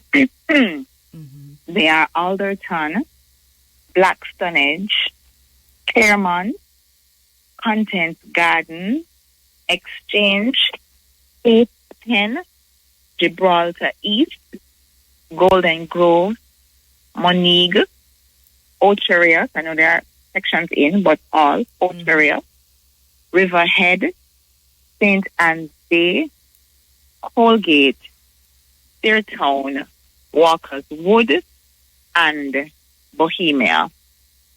Those are the communities that we expect to restore by December 10 in St. Anne. Okay. Sorry. Okay. For our customers in Clarendon, these customers are expecting to be in by December 10 as well. Alley, Bushy Park, Chapelton, Cockpit, Curato Hill, Effortville, Four Pass, Freetown, Gimme Me Bit, Glenmuir, Halsall, Hazard, Longville Park, Longwood, Maypen, Mineral Heights, Milk River, Moors, New Denby, New Longsville, Old Denby, Osborne Store, Paisley, Palmer's Cross, Pennant, Pleasant Valley, Race Court, Rock River, Rosewell, Salt River, Sandy Bay, Sanguinetti, Spalding, Summerfield, Tollgate, Treadlight, Trout Hall, Turners, Water Lane, and Yorktown. Those are for Clarendon. By December 10. Wow, it's a lot of Clarendon that's out. Yes. Wow. Yes. Yeah. And for Manchester now, and that's the only other parish that I have specifics for. And I want to hasten to say, if you are not in these 3 parishes where we itemize some communities, it does not mean that we are not working in your parish. Don't take it to mean that these are the only people coming in, or these are the people for whom we are giving specific timelines. There are other people that we are still working on. We're still working to get in. I think we have almost all of the major public hospitals at this point. Obviously, we wouldn't have like Black River Hospital and Savlamar Hospital, Lucy, for obvious reasons. Right. But in terms of essential services, etc., we're still working on those. We're still working on large commercial centers, and I'll talk about that in a minute. But if you don't hear your community, don't feel like, oh, well, these are the only places they're working. It's not. I'm going to now list the Manchester communities, which are the last set that I have specific communities for. Go ahead. And so Manchester by December 10, these communities by December 10. Banana Ground, Belfield, Bethany, Blue Mountain, Bombay, Broadleaf, Butt Up, Chantilly, Chudley, Christiana, Cobbler, Comfort, Downs, Georges Valley, Greenvale, Harmon, Harrywatch, Hatfield, Hibernia, Huntley, Kendall, Litchfield, Mandeville, and we know there are some in right now, but more so, Mandeville, Mayday, Miketown, New Forest, New Green, Forest, Prospect, Richmond, Robbins Hall, Scott Pass, Spring Ground, Fir Tree, Top Hill, Victoria Town, and Walderston. These are your Manchester communities by December 10. Now, on the point of commercial centers, large commercial centers, we do want our customers to know that that's another high priority goal of ours where the restoration protocol is concerned. So we know it's essential first, and then the large commercial centers. As we speak, right now as we speak, we have literally hundreds of men in Montego Bay working to restore the city. We know that we have some of it in already, right? So we would have put in the hip strip, we would have put in Fairview Shopping Center, Fairview Community, we would have put in the Sanford International Airport as part of essential services, we would have put in some water pumps. But we are working in Montego Bay today, like literally bringing crews from all over to work in the city, because we understand that Mobe is really a vital hub. Right. A lot of employment in Western Jamaica, not just in St. James, but even people who live outside of St. James. Including north, traveling to St. Exactly, including along the north coast, go to St. James for employment. People in Westmoreland, people in Hanover work in St. James. People in Trelawney work in St. James. And even as far as St. Anna, maybe beyond. Yes. Who knows? So it's a vital area. What has been the main challenge in Mobe? It's been done for a while. So too Ocho-Rios, because as you said, just some of Ocho-Rios back, and these are 2 main urban centers. Right. So I do know that there was significant damage to the transmission network, and I know that there was significant flooding. I was very surprised to hear the mayor describing some of the flooding that took place. I didn't even realize that there were 4 rivers in Montego Bay. He described Montego River, Barnett River, High River, and another one I don't recall, coming together, and just the extensive flooding and even the storm surge that they had, where water was coming right up over Howard Cook and coming right into the city. I was very surprised by that. Catherine Hall took a massive blow, I understand, in terms of the flooding that took place. In those circumstances where you have a lot of poles going down in the saturated soils and so on, breaking, etc., and the transmission, the source of the power coming into Montego Bay was also compromised. So So there were a number of issues that had to be dealt with for that area to be restored. So that you're saying that there's massive work that's going on in Mobay today. What does this mean for Montego Bay? They should be up and running? In terms of a timeline, so I don't have a timeline for Montego Bay, but we are working on it as much as we can get as much of the city up and running, because we appreciate the importance that it plays in our economic viability. Even the BPO sector, which is a big employer, parts of Freeport are up, and I would believe that they're trying to get the rest of it up, etc. So in terms of a timeline, and we're very, very cautious about timelines, because we want people to know when we put out a timeline, we're going to stand by it.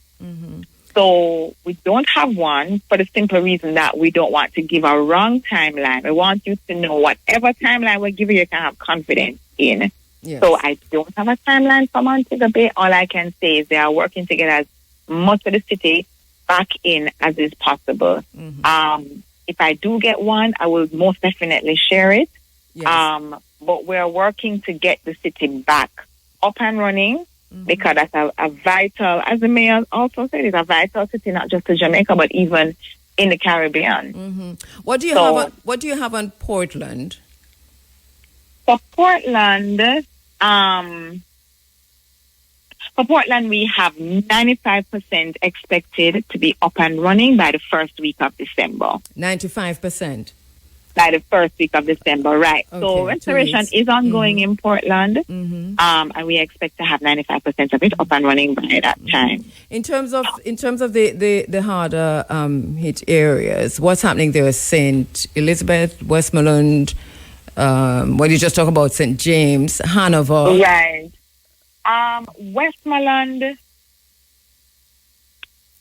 is going to be really a long run, no lie. It's going to be a long run. We've actually started to get a little bit of power into St. Elizabeth, but as they say, the last mile is the hardest. So the little bit of power that is in St. Elizabeth right now, for Junction, Southfields, and Santa Cruz. Santa Cruz has a bit of power as well. Those communities are actually being fed from across Manchester side. Okay. With a little creativity, put it that way. But there are limitations to that, because there are limitations as to how many customers we can actually put on that line coming from Manchester. On the backside, go ahead. Right. What we want to say to customers, however, in some of these really hard hit areas, there are some things that you will need to do on your end to enable you to receive power safely. So, persons who experience severe flooding, you're going to need to get your licensed electrician to come and inspect your wiring. In fact, if you had severe flooding, it is likely that the government electrical regulator will require you to be recertified. Recertification is something that takes place where there is severe flooding, where there is a fire, if you've had to do significant work on your structure, even if you've added on, which is not the context here, but just to put that out as well, if you've added on, you have to get your new part recertified. So if it is that you have had flooding to the point where you have had to leave your home, you will need recertification. If you've had very high winds, come and get your electrician, your licensed electrician, to check things like your pothead, which might have been disturbed. The service wire might have been disturbed. So you're going to need to do some things on your end. And that is critical, because it's something that we didn't think of with my mom, and as you know, and she, I think she's still without electricity, being the only one in the community, and it's interesting because that is something that we wouldn't have thought to check, you know. So just to say to everyone, if the high winds, check, make sure everything is, or get somebody in to check, because obviously we can't do these checks ourselves. Right, you will need your licensed electrician. But that's so critical. But I hear you saying that if you had heavy flooding, you're going to need to be recertified. What is that process? Do you have to go somewhere to do this, or? All right. For the recertification process, first you get your licensed electrician to check your wiring or do it over if that is the case, because some of that wiring might be compromised by the high waters going into your sockets, etc., right? They're going to get your electrician to do that over. And then so the government electrical regulator, that is managed by the Ministry of Energy. They can request it. It is privatized, but the list of government electrical regulators, you can get that on their website. They can go to their website, identify, a government electrical regulator, an inspector rather, to come out. They have to physically come to your property and inspect it to make sure that it meets the standards of safety which are required for you to safely receive electricity. So many people, so many people who have been flooded out don't have the ability to check a website because the phone network is down everywhere. So that is true. It is a particularly challenging situation. They may have to get second-hand help, so to speak.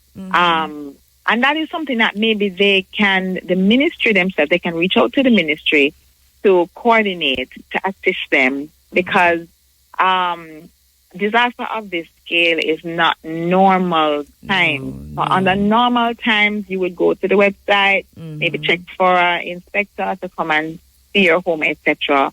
Under the circumstances, perhaps through odd payment. I'm just throwing this out now as a suggestion. I don't know what they have planned on their end in terms of dealing with recertifications. But it is very likely that they may have some kind of general scheme to deal with that. And I'm sure we can listen out to hear more from them. What about homes that are in places that already flood out, but the light come back already and everybody have light and they're going about their merry business? Well, if they have already received light safely, that's not to say that they cannot check just the same with their electrician to make sure that nothing was compromised along the way. Because you really don't want a secondary disaster on top of the first disaster, right?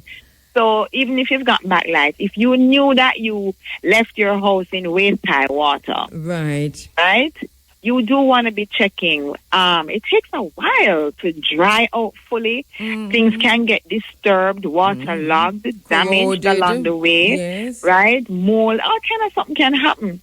So it really behooves you to get somebody to make sure. Please check on our houses if we did flood out and the light come back. To make sure that it is, that you're okay, that you're safe. Yes. Because we don't want to assume things. No. Right? And that is why these standards are put in place by regulators and our administrators. They're put in place to ensure that persons not just have light, but have it safely. So we encourage persons to get that professional in. Audrey, we're totally out of time. I don't know. I can give you an extra minute, and then you have to talk to Kimberly afterwards. But I'll give you a minute. All right, no problem. I just want to say in that last minute that safety first is the issue here. We know we want the light bad, and we understand it. But we want even more than that for you to be safe. So get your premises checked. That's very important. Thank you so much, my sister. And we're going to keep in touch with you because this is we have not even Gilbert. I think we experience anything like this. So this is just beyond the pale. So we'll keep in touch with you on this. Thank you so much. Absolutely. You are so welcome. All right. Take good care. If you don't mind. I know she's standing by. So give me 5 minutes from Kim. Let me just make a quick link with Westmoreland. And this is one of the most devastated area. And since they're actually on the line, let me just go to see who do we have online? Black X and the crew. Hey, morning. Greetings. Who is? Sorry, say that again? Yes, this is Black X and the crew. Black X and the crew, yes, man. The Taki Chief Tetri Heritage group there in Westmoreland.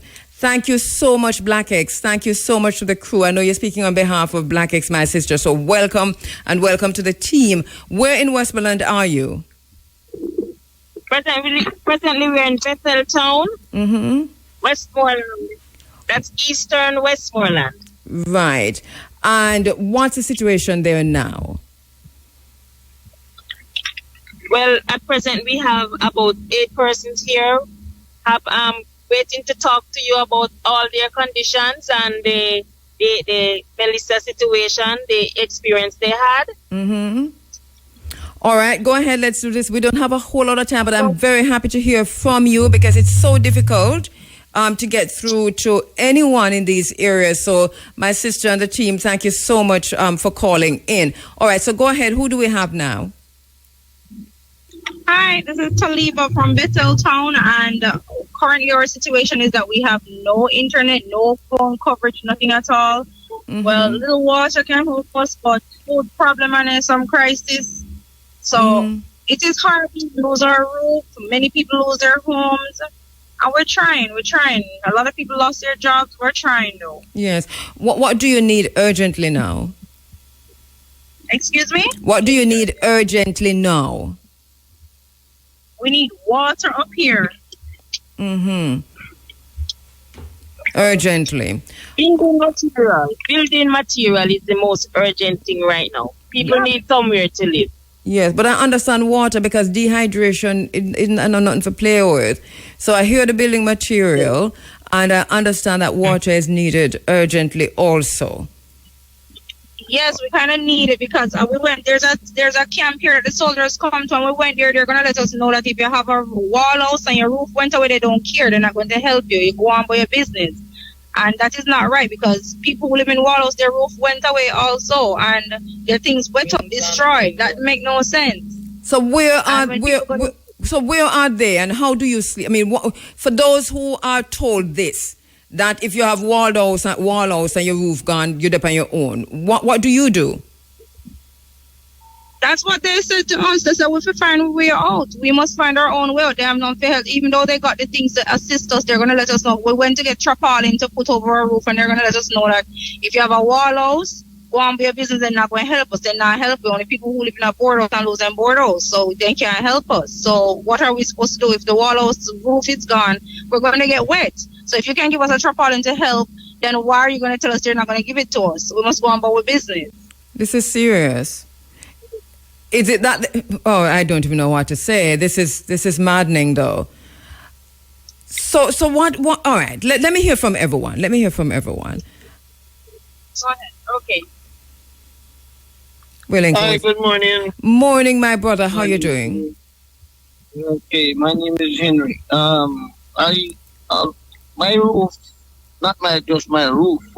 My house is gone, and we need help. But the thing I'm asking, ma'am, is it possible that you could come this side so the village people and myself or not, we can have more time to show you and talk? Yes. That would help a lot. I mean, it would be really, really appreciated. Yeah. I'm just asking, ma'am. No, I'm making the commitment. My only thing is that I'm heading off to Africa, but I'll be back shortly, and it's not going to be a long trip. As soon as I get back, I'll head there. I'll definitely come there. I don't think I can get there before, but I know that Roger will be back, and I'm going to ask my sister Amber, DJ Amber, to also come by. I know she's been back and forth. DJ Sunshine, I know, is also leading the 1-1 Cocoa Relief Drive, and I think they're going to be heading out shortly. So I'll also say this to Sunshine, all right? Okay, ma'am. And the Wonderful. team. Yes, and the team. Rockets on the team, all right? Yes. Yes, ma'am. Thank you very much. I'm concerned though about the homelessness, because this seems urgent to me. Like where do you live now? Well, I'm staying with my brother right now. Okay, what about the sister who just spoke to me? And your brother's house is all together? Yes, they didn't lose anything. All right, the sister Taliba who just spoke to me just now. She with the roof that's gone. Yeah. Where are you staying? Are you okay? In terms of we're still seeing the house. We tried to get some of the zinc that blow off the post office and try to put it up, but it's leaking because there were holes in there, so water still coming in. But we tried to cramp in some spaces. All right. So it's food, it's building material, it's tarpaulin. This is Bethel Town. These are and how many more like you who are being told the very same thing? Is it a whole lot of people with concrete houses who are being told the same thing? It's a lot of people who are over by the school to collect, get assistance, and that's what they said to us. So they had about 300 to 500 people coming to collect tarpaulins and food supplies, and that's the reaction she got when she went. Okay. So that's so unfortunate reaction. Yes. Because everybody needs something right now, and the covering of the roof is so important. Now we have, for me, my roof is gone also, and I basically put everything aside, and I'm talking about my roof in Castle Mountain, and also in Brooklyn Town, because we have different communities, and everybody's devastated, and if the proper authorities are not in place, they are not there to say, well, we're coming through and we're making a tally, and we can deal with each individual. I'm going to talk to Mr. Brown. He lost most of his house. All right. Wow. My heart goes out to you in all across Jamaica, but just listening to our brothers and sisters in Betheltown. Mr. Brown? Yes, morning. Greetings. How you doing? I'm good. Okay. Okay. Yes, I lost my board house. I'm so sorry. I'm 1 year of age. So lost my board house, 2-bedroom, kitchen, dining, veranda, and all what was in it. Everything gone. I'm so sorry. I'm so sorry. And what are you? How are you managing now? Well, you see, there was one woman up here.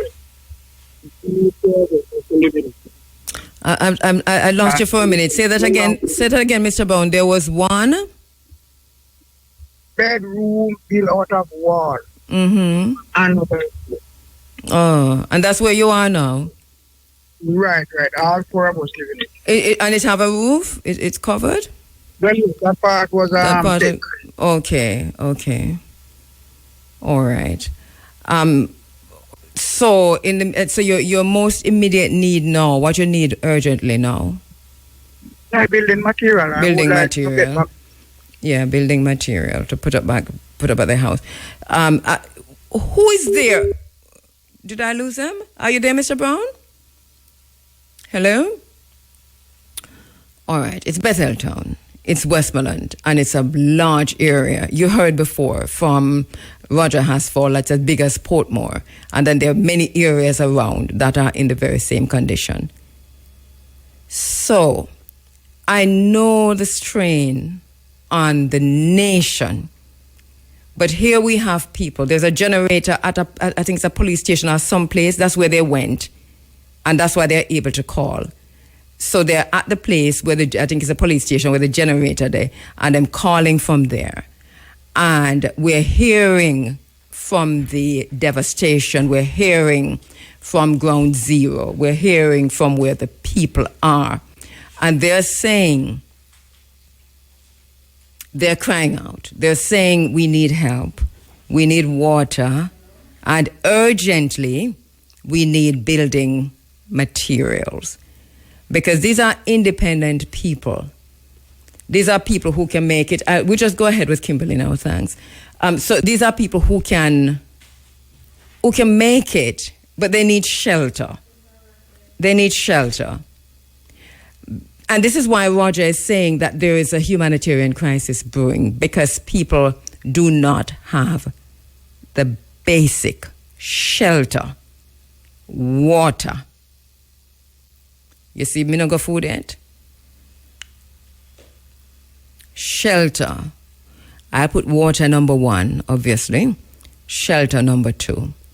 We don't want a second or third catastrophe, which is that people get sick because they are exposed to the elements day in, day out, day in. Let us get our people into places where they can shelter from the rain, where they can shelter from the storm. Let's get them water. Let's get them water. Let's get them shelter. And let's get them food. This is happening across Jamaica. It's not just Bethel Town. We're hearing stories that will knock your socks off. And Roger said last week I couldn't say everything on the air. I'm in that position now. Do we have Kimberly? Oh, let me just go to the phone lines. Kimberly Gabold is an international lover of humanity. She holds a Master of Divinity from the Union Theological Seminary in the city of New York with a concentration in theology and the arts, and she's a candidate for her master's degree in public theology. Her social justice advocacy is focused on domestic violence and sexual assault survivors and victims, incarcerated individuals and their families, and education advocacy. She hosts a monthly gathering of Black women. That is a global community of Black women catering well-being individually and in community. She's lived in Jamaica for 10 years.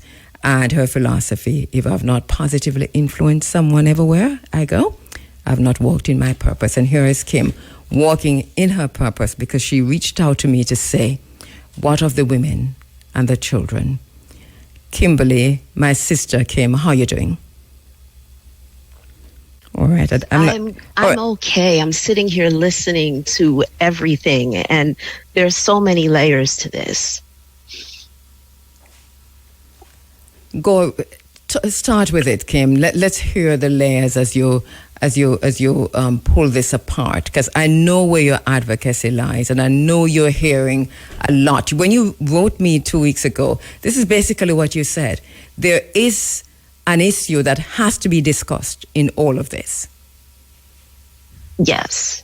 The issue that always comes to mind for me, and it's really frustrating, it's an issue that seems to always take the backstage and is always just kind of hovering around in the background, but often is not spoken in full voice among the people that have authority and the ability to make some changes. And it's the domestic violence and the sexual assault against women and children. And in moments like this, where there is a humanitarian crisis at large, that is an issue that even if we don't talk about it, that does not erase the fact that it exists. We experienced it during COVID. Mm-hmm. Yeah, we experienced it during COVID, and the lack of awareness that when people are marooned and people are told to shelter in place and people are isolated, it is a breeding ground for predatory behavior.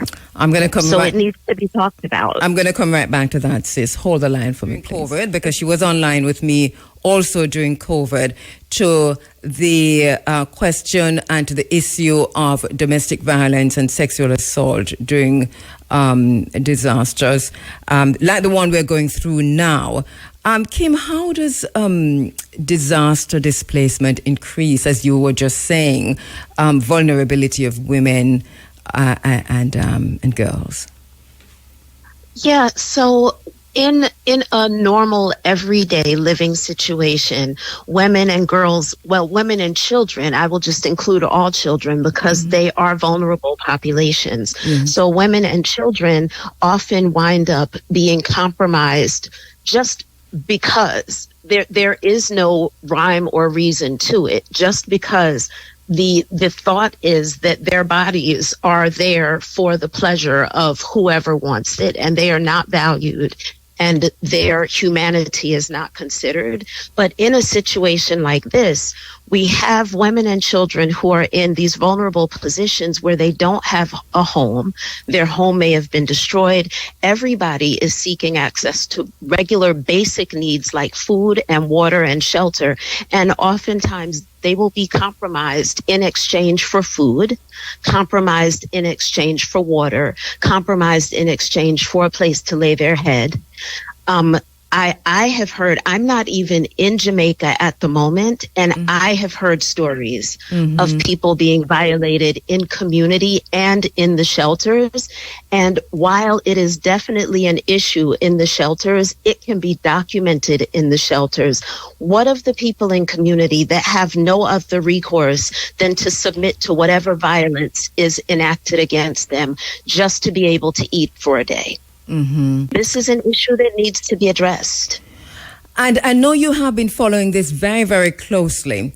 What are you seeing in terms of how or whether this issue is being addressed in Jamaica, and to what extent? I've been listening to press conferences and checking news articles, and I have heard on a couple of occasions reporters bring up in the press conferences to government officials that they are hearing of violations against women and children in shelters and what is being done. And I have not yet heard anything mentioned that presents a substantial or a tangible or a practical solution or a way to address these issues. So I'm not hearing where relief is actually being considered a thing and being worked into the relief efforts that are being made around the other things like food and water and supplies and things of that sort. I'm not hearing where that's being brought into the conversation. And what would you like to see happen from your own perspective as an advocate, activist on this, somebody who's been working on this for years, studying this, reading about this, I mean, from theology to just culture? How do you think that this issue should be dealt with? What should be happening now? Well, for one, there has been documentation. There have been reports for years. This is not something that is not known. There have been reports about Jamaica in particular for years around the state of these affairs with the violation and the violence against women and children. Right now would be, since we are in the middle of a rebuild, this needs to be part of the center of the rebuild so that it does not keep getting lost in the way that community and society moves forward. I strongly believe that when vulnerable populations and people that are marginalized, when their concerns and their needs are centered in the middle of the infrastructure that is built, everybody's needs will be met.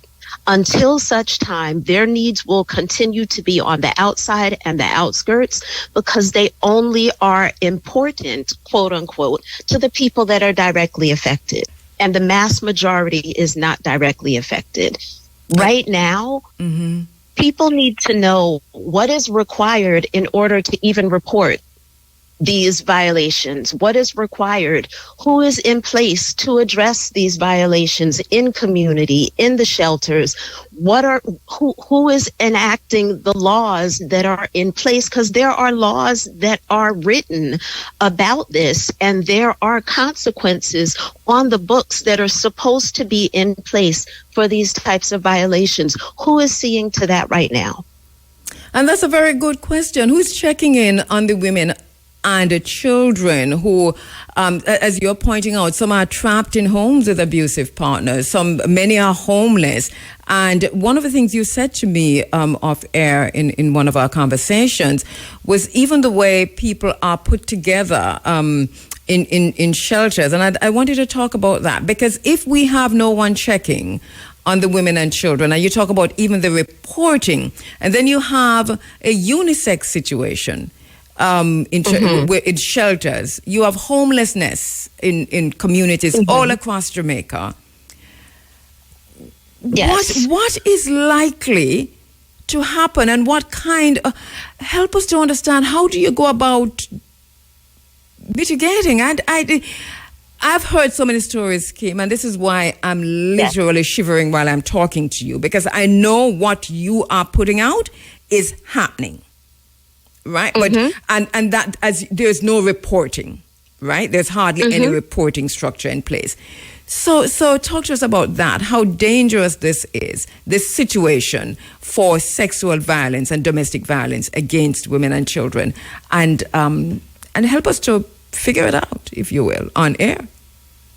Yeah, absolutely. So part of the danger in it, just if we're looking at this rebuild and this restructuring of society for Jamaica, and Jamaica will never be what we knew it to be before Hurricane Melissa.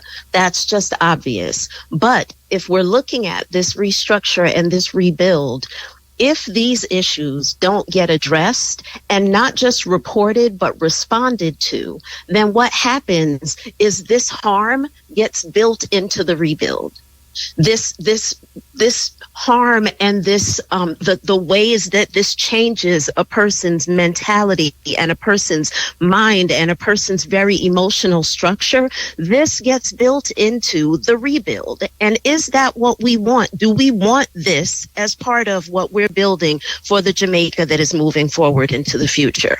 I would like to think that we don't. And I would like to think that it would be taken seriously in this moment. It's a shame that a moment of humanitarian crisis has to be the moment where these issues are suddenly addressed or thought about when they happen all the time.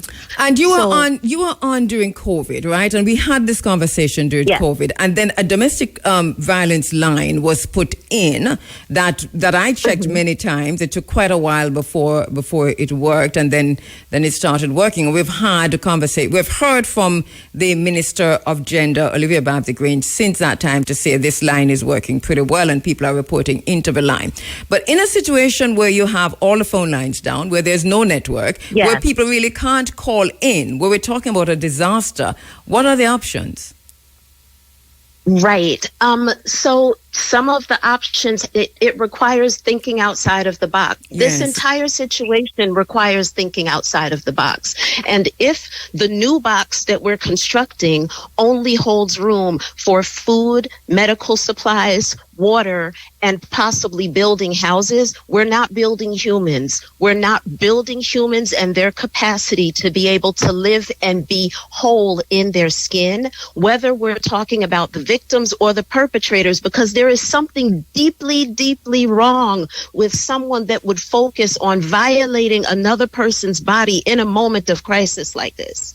You don't have anything else on your mind and in your spirit, going to find some food, find some water, figure out a way to move forward. This is what you focus on. There's something deeply emotionally wrong and destabilized. And let's underscore this to our listeners, because they might think we're pulling this out of the air because there is hardly any reporting on this on the ground. Let us underscore that we're getting people calling in, people reporting, people writing in to me personally to say there has been a vicious rape here. There's been a rape of an underage girl, a young girl, a minor, by multiple men in a shelter. There's been a rape here of a woman who's just looking water for her family. So we have this happening.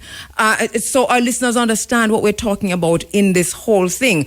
Well, speak because we have a ministry of gender, which is also a ministry, interestingly, of entertainment. That these two things really do not go hand in hand. The minister is distracted by the entertainment, but the gender is over here, and that is a responsibility. But what also from the ground up? Let us talk to the activists and also to the structure, the system that should be in place. Speak to them directly for me, Kimberly. Yes, and it's funny how, yes, it's the Ministry of Gender and Entertainment is a part of that ministry as well. And while they don't holistically go hand in hand, they do go hand in hand in the way society has constructed them. Because these women's and children's bodies are the entertainment of people who are maladapted and who have these destabilized emotional constructs. So it's, and I don't think that was the intention in putting together that structure, but that is what has come of it. And it needs to probably be separated. There needs to be a more gender informed body that is working on the gender piece, and possibly a separation of the two so that they are not conflated the way that they are now, because entertainment always takes top priority. So Yes. what needs to happen is there need to be some solid processes put in place so that when reporting does happen, then one, the reporting is taken seriously. Because a lot of times people like you and I receive the information because when they report to the authorities make an excuse. We've heard for years, well, what was she wearing? How was she presenting herself? Well, look at how she behaved back then, and this is why this is happening now. There is no excuse to blame the victims in a situation like this. None whatsoever. So there needs to be some new structure that has the reporting piece and the response piece. And there needs to be some rebuilding of trust so that people know that when I report, I'm going to be taken seriously. And in being taken seriously, there will be a response that will speak directly to the need that I have in the wake of this having happened. Because we need the response to include the rape kits. If they are available, we need rape kits so that those can be done if that's what the victim wants. We need for the laws that are on the books to actually be enacted and acted upon so that violent crimes of this sort will get the punishment that the laws have said. That the laws are there. Why are they not being sought out and actually enacted in these situations? There are women, I heard of one woman who had been violated so violently with her children that she is apprehensive of receiving help and relief from anybody else for fear that they're going to do the same. This cannot continue. It cannot. And it cannot be ignored. It is a very serious issue, and I'm so sorry that we're out of time. But just to underscore that how serious this is, because if I'm probably to say to Minister Grange, I'm not sure the full of what you're doing, and you might be doing something. So let us hear what's happening, but let us hear you talk directly, also publicly, to the nation, to the women and to the children who are listening, who will know what to do, right? Because majority cannot call a GBV line. That is Right. just out because the network is down. The network is down. I mean, I'm in an area that wasn't so badly hit, and my network is still down. So I know in those areas where people are in shelters and in the communities and so on, they are not able to make these calls. So what then? What is available? Is a question to the minister. But what can we do as women on the ground and people who care, regardless of where women or men, but people who care? What can be done? Because a lot of people are going out with just what you said, the water, the food, the building materials, and so on. But the human being is probably overlooked, especially when it comes to domestic violence and sexual violence. What can we do? We need to become human beings that are humans doing. And what that looks like is in spaces where something is happening. If a violation is happening in a shelter, that is not a vacuum. There are other people there. These shelters are packed out. There are people in the shelters.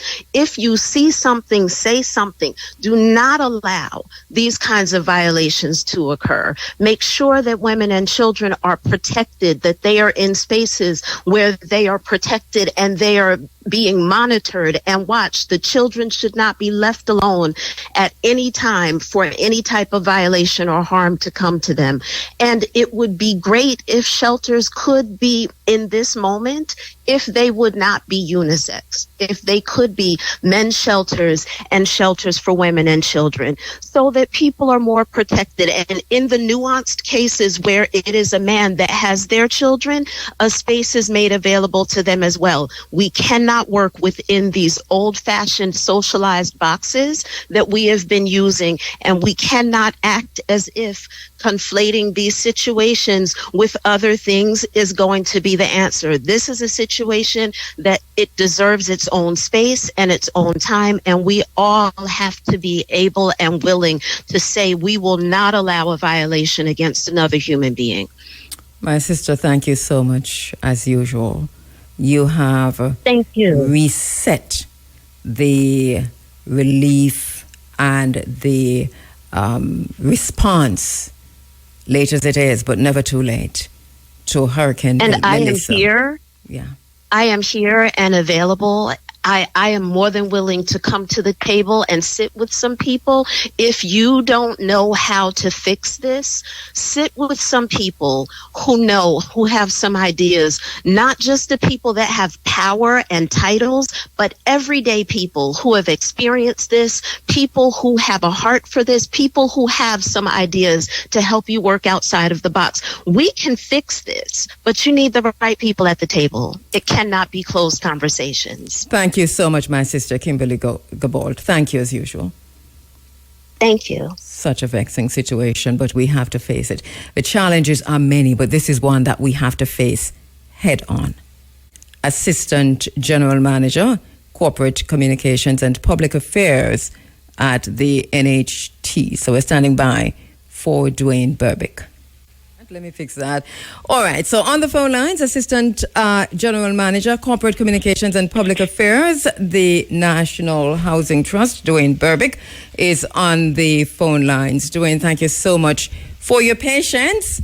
And I know you're an old media man, so you understand. So welcome. Pleasant morning, and thanks so much for having me. And a pleasant morning to your listeners. All right. Thank you so much. The NHT has announced through the Prime Minister, first of all, and I know I've heard from the NHT since that, Hurricane Melissa relief measures. What are those measures? Well, we have a few of them I'll be happy to tell you about. Go ahead. Firstly, for all our mortgagers, that's NHT mortgagers, meaning those individuals who service their mortgage at the National Housing Trust, at this time they are able to cash in on our peril insurance comprehensive homeowners policy. Our monthly mortgage payment for mortgages, it includes a few things, not just the principal and the interest payment, but it also includes life insurance and peril insurance. And as we know, with the passing of Hurricane Melissa, quite a few properties were damaged, especially in the west and south. And so at this time, we're advising our mortgagers, if they've suffered any kind of damage as a result of the hurricane, then they're able to cash in on that insurance policy. Outside of that, the NHT is also offering at this time an automatic 6-month moratorium period for all mortgagers in those 7 affected parishes. And by that I mean Manchester, St. Elizabeth, Westmoreland, Hanover, St. James, Trelawney, and St. Anne. So mortgages in those 7 affected parishes are receiving an automatic moratorium, meaning that they will not be required to make any mortgage payments between the months of November up to April 2026. We know there are some mortgages in other parishes that probably suffered some amount of damage, and we're willing to offer moratorium to those mortgages as well. But those will be done on a case-by-case basis, whereas in those 7 parishes that I identified, that moratorium will be automatic. In terms of the 7 parishes, what about interest rates? So there's also moratorium on... Yes, we're doing a moratorium on the entire monthly mortgage payments. So the inch brief while they try to get themselves back together. Something we're also mindful of too is that some of the individuals may not be impacted in terms of damage, significant damage, But we're all a connected nation. So my family home in St. Elizabeth or Westmoreland may be significantly impacted. And that's where I have dependence. And therefore, I may be some distance away in another parish, but I'm feeling the impact. Also where you work, you might live in a particular area, but your office is down. There's no electricity there. You haven't worked for a while. Exactly. So in those other scenarios where it's not a direct impact on your property, we're willing to consider moratoria for individuals as well. And what should that individual do? Because the others are automatic. So on the case-by-case basis, then the individual would have to come in or write in or... Well, we do have an application form on our website. That's nht.gov.jm. You can visit. The individuals who are interested can visit, fill out the application form. There are some supporting documents that will be required, and our team will do the follow-up and decide. And in that case, it may not be a 6-month moratorium that's granted based on the level of need, but we will go up to 6 months as well if necessary. Okay. I don't know why St. Mary wasn't on that, and I have been quarreling about it. you might have heard. St. Mary should have been automatic on that. Not Western St. Mary in particular. I can't see how it's not. So, Dwayne, you have something to look at. I've given everybody a message to give to the Prime Minister. I should have called you. So here we are. So please look Certainly we'll take that back. Certainly we'll take that back to the team for consideration. We appreciate it. So there are other measures, right? So you have the automatic 6 months moratorium. You have the optional moratorium for other parishes. What are the other measures? We're offering as well a hurricane relief loan to a loan amount of up to $3.5 million per collateral at an interest rate of 2%. And the loan term would be up to 20 years to repay or up to age 70. So we do find that individuals may have insurance arrangements either through NHT if you're a mortgager, but if you're not an NHT mortgager, otherwise through your financial partner, you may have insurance arrangements. But something we realize as well is that some of our homeowners are underinsured because they have made improvements to the property over time and have not probably updated the valuations to ensure that the monthly insurance payments that they're making is enough for what we call a full replacement value of the property. So we understand that even where individuals may have insurance arrangements, they may fall short where there is complete damage to restore the property back to its original state. And so we're offering this hurricane relief loan as a standalone facility, separate from the other loan arrangements that the NHT has at this time. So it would not impact your ability to get any of our other loan benefits for individuals who have damage and still need some additional funds to be able to make repairs to their property. So individuals who have damage and do not necessarily have a mortgage with NHT can access this loan? Yes, those individuals can access the loan, whether they have a mortgage with another institution. We have the arrangements in place to facilitate that second loan. And even where they may not have a mortgage any at all, the NHT is willing to onboard them under this new facility so they can get the necessary funding to make the repairs. So if they have a mortgage, they can get the loan separately from the mortgage they currently hold? Yes, they can. Then how do more pay that back doing, Burbick? No, different people are at different stages, and I think 2% is a nice. No, I agree. 2% is good. Is a nice interest rate, yes, right? Not bad at all. Yeah. But one of the considerations, to the very point you're making, one of the considerations the NHT is making as well is that there are family members who may be in a better off position. So the NHT is making this facility available to, let's say, a child, a sibling, a parent probably who wants to help out a child who's maybe in an area that is significantly affected. So it's not necessarily the individual homeowner we're extending the facility to, but we're extending the facility to immediate relatives, and by that I mean offspring, spouse, parents, who can probably make the loan application and service the loan on their behalf. Right, so that if I need a loan, Big A can take it out for me because I'm a brethren. Not your brethren. He says no. He says no. Not your brethren. I did say immediately. Immediate family members. I'm just teasing him and you. You should hear him ball out now. All right. That's all I can say. All right. So there are also grants, right? Which I thought this was good news. The relief grant, different from the loan. Tell us about that. Different from the loan. So, as you rightly indicated earlier, there are contributors who cannot afford a loan and perhaps don't have the benefit of insurance arrangements, but the damage is real and recovery is necessary. Yes. So, in those cases, the NHC offers a disaster relief grant, and that is at an amount of up to $500,000.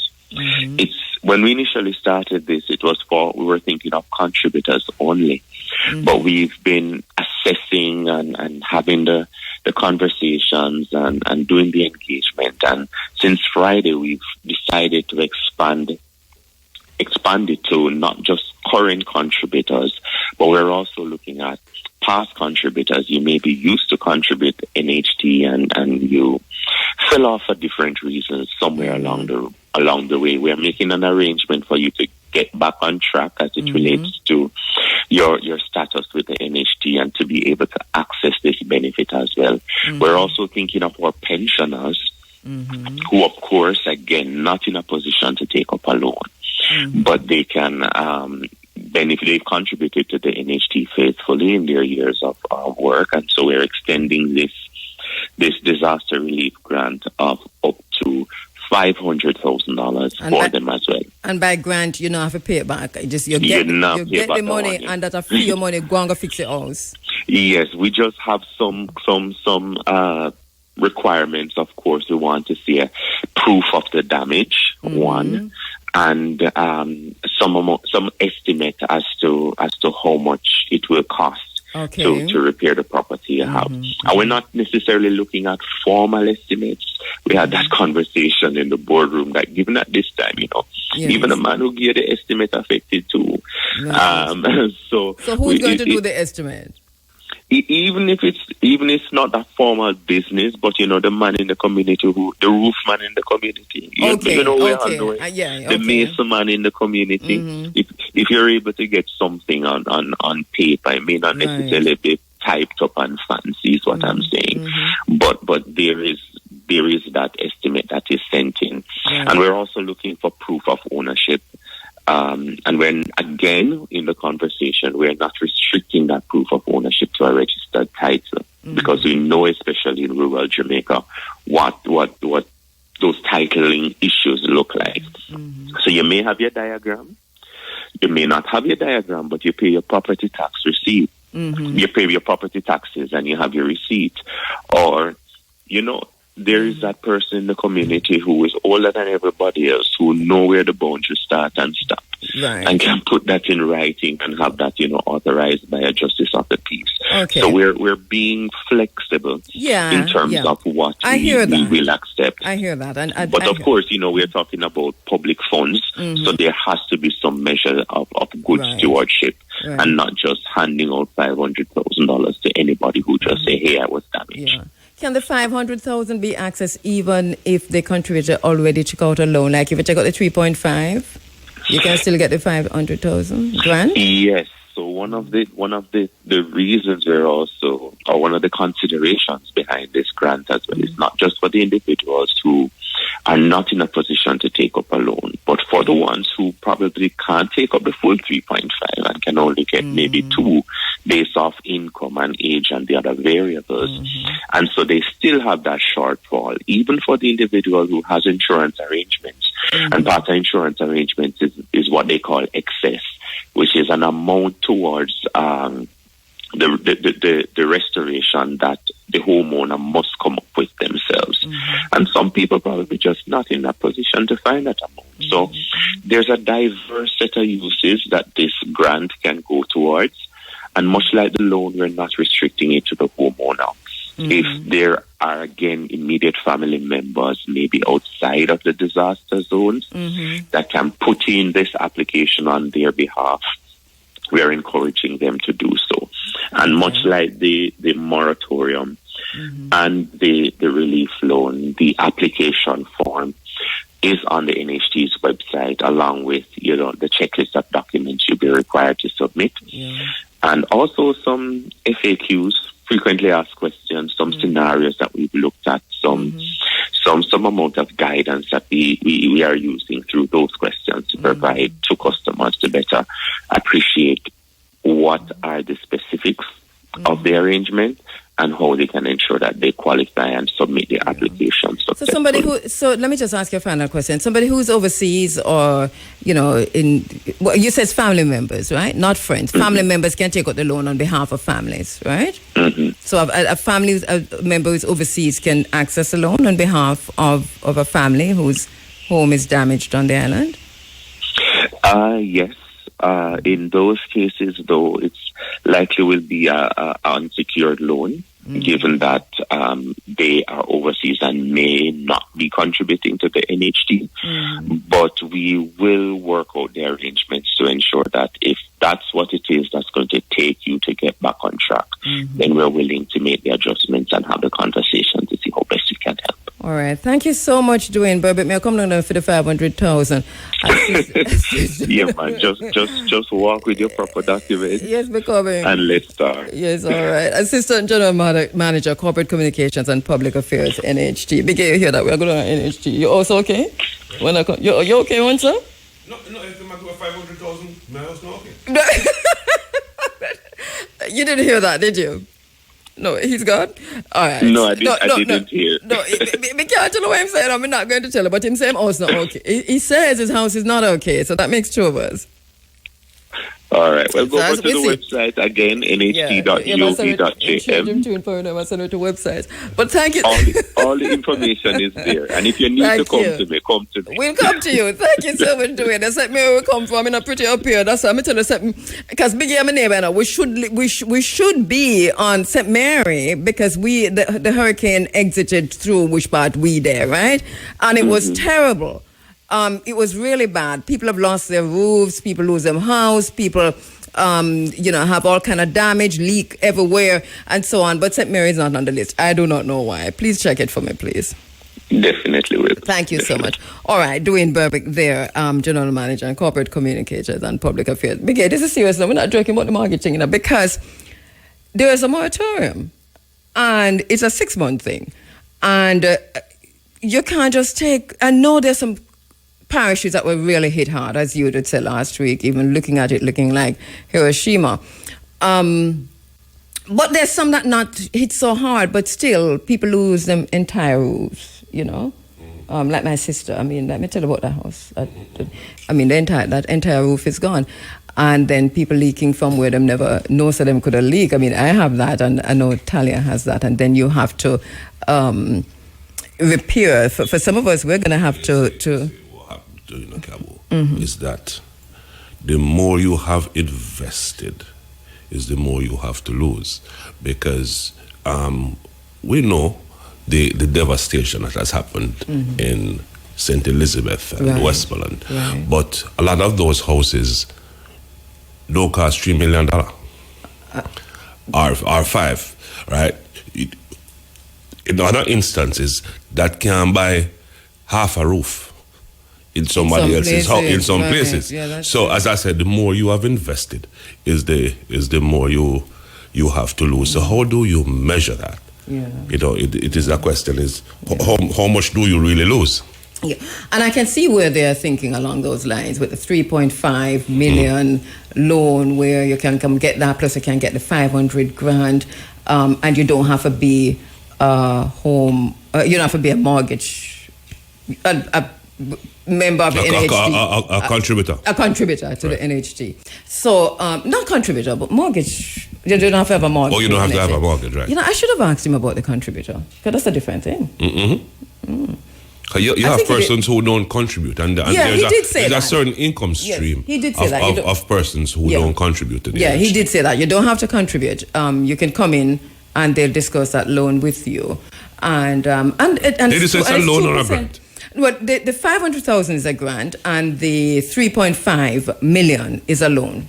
So you can get both? Yeah, you can get both. And on the 3.5 is a 2% interest rate, which is not bad. I mean, as an accountant, you can work that out, don't you? And over what period of time? No, over what period of time? What did he say again? I don't know. I don't remember that. No. I probably never asked him. I mean, $500,000 to be repaid over. No, 500,000 is free. I mean, sorry, 500,000 is a grant. Right. You get that and you go do what you need to do with it. There's no repayment. Right. The 3.5 million is the loan So at I'm saying 2%. over what period Let me of just time? check and tell you. I probably didn't ask him what period of time. You should have helped me with the interview. But no.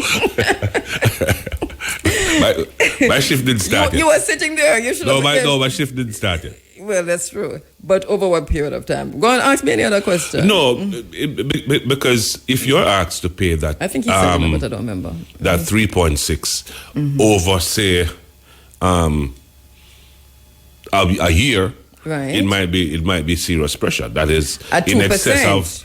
in excess of automatic $300,000 per month. Okay. I mean, that is base. All right. At 0%. 3.5 million Jamaican, interest rate as low as 2%, available to existing mortgages and all NHT contributors, intended specifically for a storm-related home repairs. Biggie, you're asking... Over what period of time is this 3.5 So repayable? Dr. Devon Taylor, who's listening in America, just text me to tell me some of my... He's always right. He says over 20 years. Thank you. So we know, so we have producers everywhere. Okay. Thank you to my producer in foreign, Dr. Devon Taylor, over 20 years. Devon, you sure about that? That's a good one. That's not bad. Oh. So somebody else text me. Oh, so Noel Myrie says if you're up to 70 years old or over or 20 years, up to 70 years old or 20 years. Oh, I see. Okay. Anybody text you? No, I'm doing some rough calculations here. It's Right. 3.5 million over 20 years. Right. That's At 2%? No, I want to even know. Or 2% are coming in. Look at me, make my own math formula, because nobody can't know what formula for use. No, I agree. But to pay back the principal is $15,000 a month. That is the principal. So it would be in excess of that, but maybe not much. I would think perhaps not past $20,000. Oh, so that's not bad. No, I don't think. If you think that you have the kind of job security that is going to keep you employed for 20 years. Oh, let me put it on my hand. Okay. Alrighty then. But that is a 3.5. But neither me nor you go for the 3.5 because we can't pay it back. I'm tough for myself. I can't pay it back. So I'm going to go for the... You can speak for both of us. I speak for both of us. So we're going for the 500,000, which is a grant. So you want me to apply first until you go? Or you're good? No, you apply first. You go through all of the red tape. And all of that. But here's a question from one of my... But NHT, great work, congratulations to the NHT. This is good thinking. What happens, though, if you are a homeowner and you're like 70? That's why the person said, if you reach... because they said pensioners. They're thinking about pensioners, too. And I think that's why they went to the 500,000 grant, because a pensioner might not want to go the loan route in terms of the repayment. And what happens if during that period of time the person passes away? What happened? But remember with the NHT, the insured? loan, it dies with the insurer. It doesn't go over to somebody else. Right. Okay. That is what happens in this particular case as well? You were sitting right here when I was doing the interview, and you have questions. Why didn't you answer? No, because it wasn't my program. It's a relevant question. It's not my program. It's a very relevant question. It is not my program. Very relevant question. It is not my program. But the NHT I don't interfere.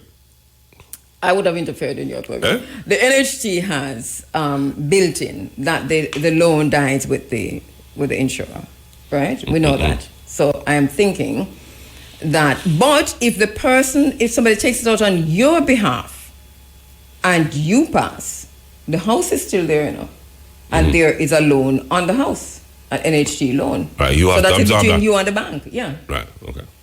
That'll be between you and the bank. All right, you have any other excellent question or we never asked?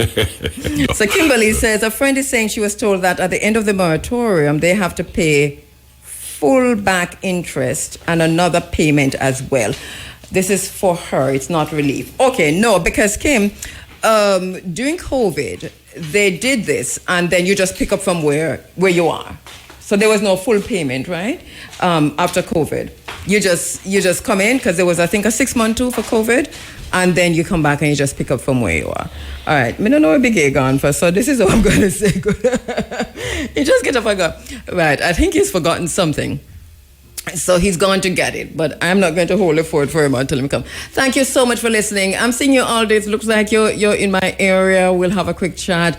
Thank you so much for listening. Hey, Ketchies, how you doing, my sister, on your day? My darling sister, listen, we should talk again, Ketchies. I know. But you see, the hurricane came and we didn't get a chance to catch up. Also, to my sister friend, Natisia Bohartsing, we couldn't last week hail you up on your special day just because of what was happening in the space. So, hail up to you, my sister, Natisia Bohartsing. Also, just say, we're going off to Sierra Leone, right? And it's a time to go. What a time to go. But we're going, and you'll hear more about that. So when you hear me next, I should be on the continent of Africa, inshallah. But we'll be back shortly. Won't be a long trip.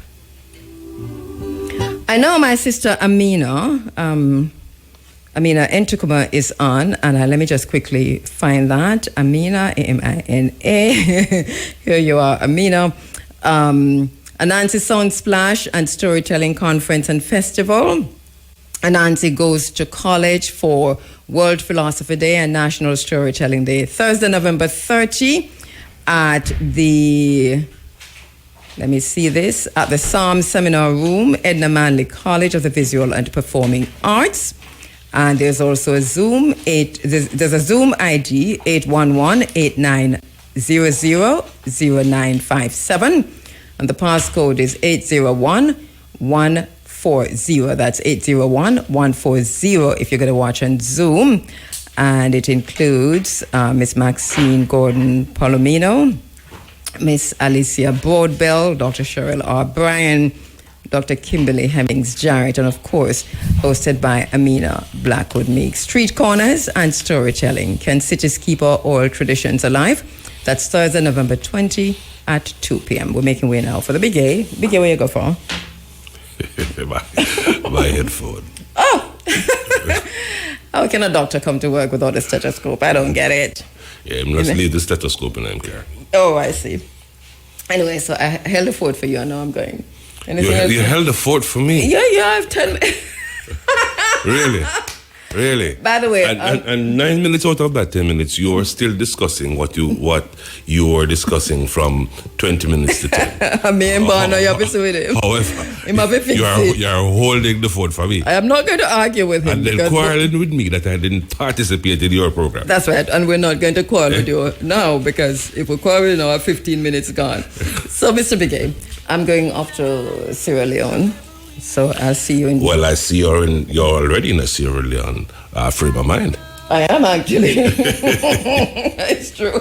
You're in a Sierra Leone frame of mind already? It is quite true. So I'll see you next 2 weeks. Next month? No, man. It's just a short... No, next month, no. Yeah. It's true. That is true. I'll see you next month, inshallah. Mm-hmm. Yeah. enjoy Sierra Leone. Yeah. And take me back a souvenir or a souvifar. I really. will take it. No, no, Sierra Leone is certainly not near, so it must be a souvifar. Right. That's right, exactly. I will most certainly do so. All right, so the big A is up next with Sunday Sunshine. My name is Kabu. Thank you so much for listening in.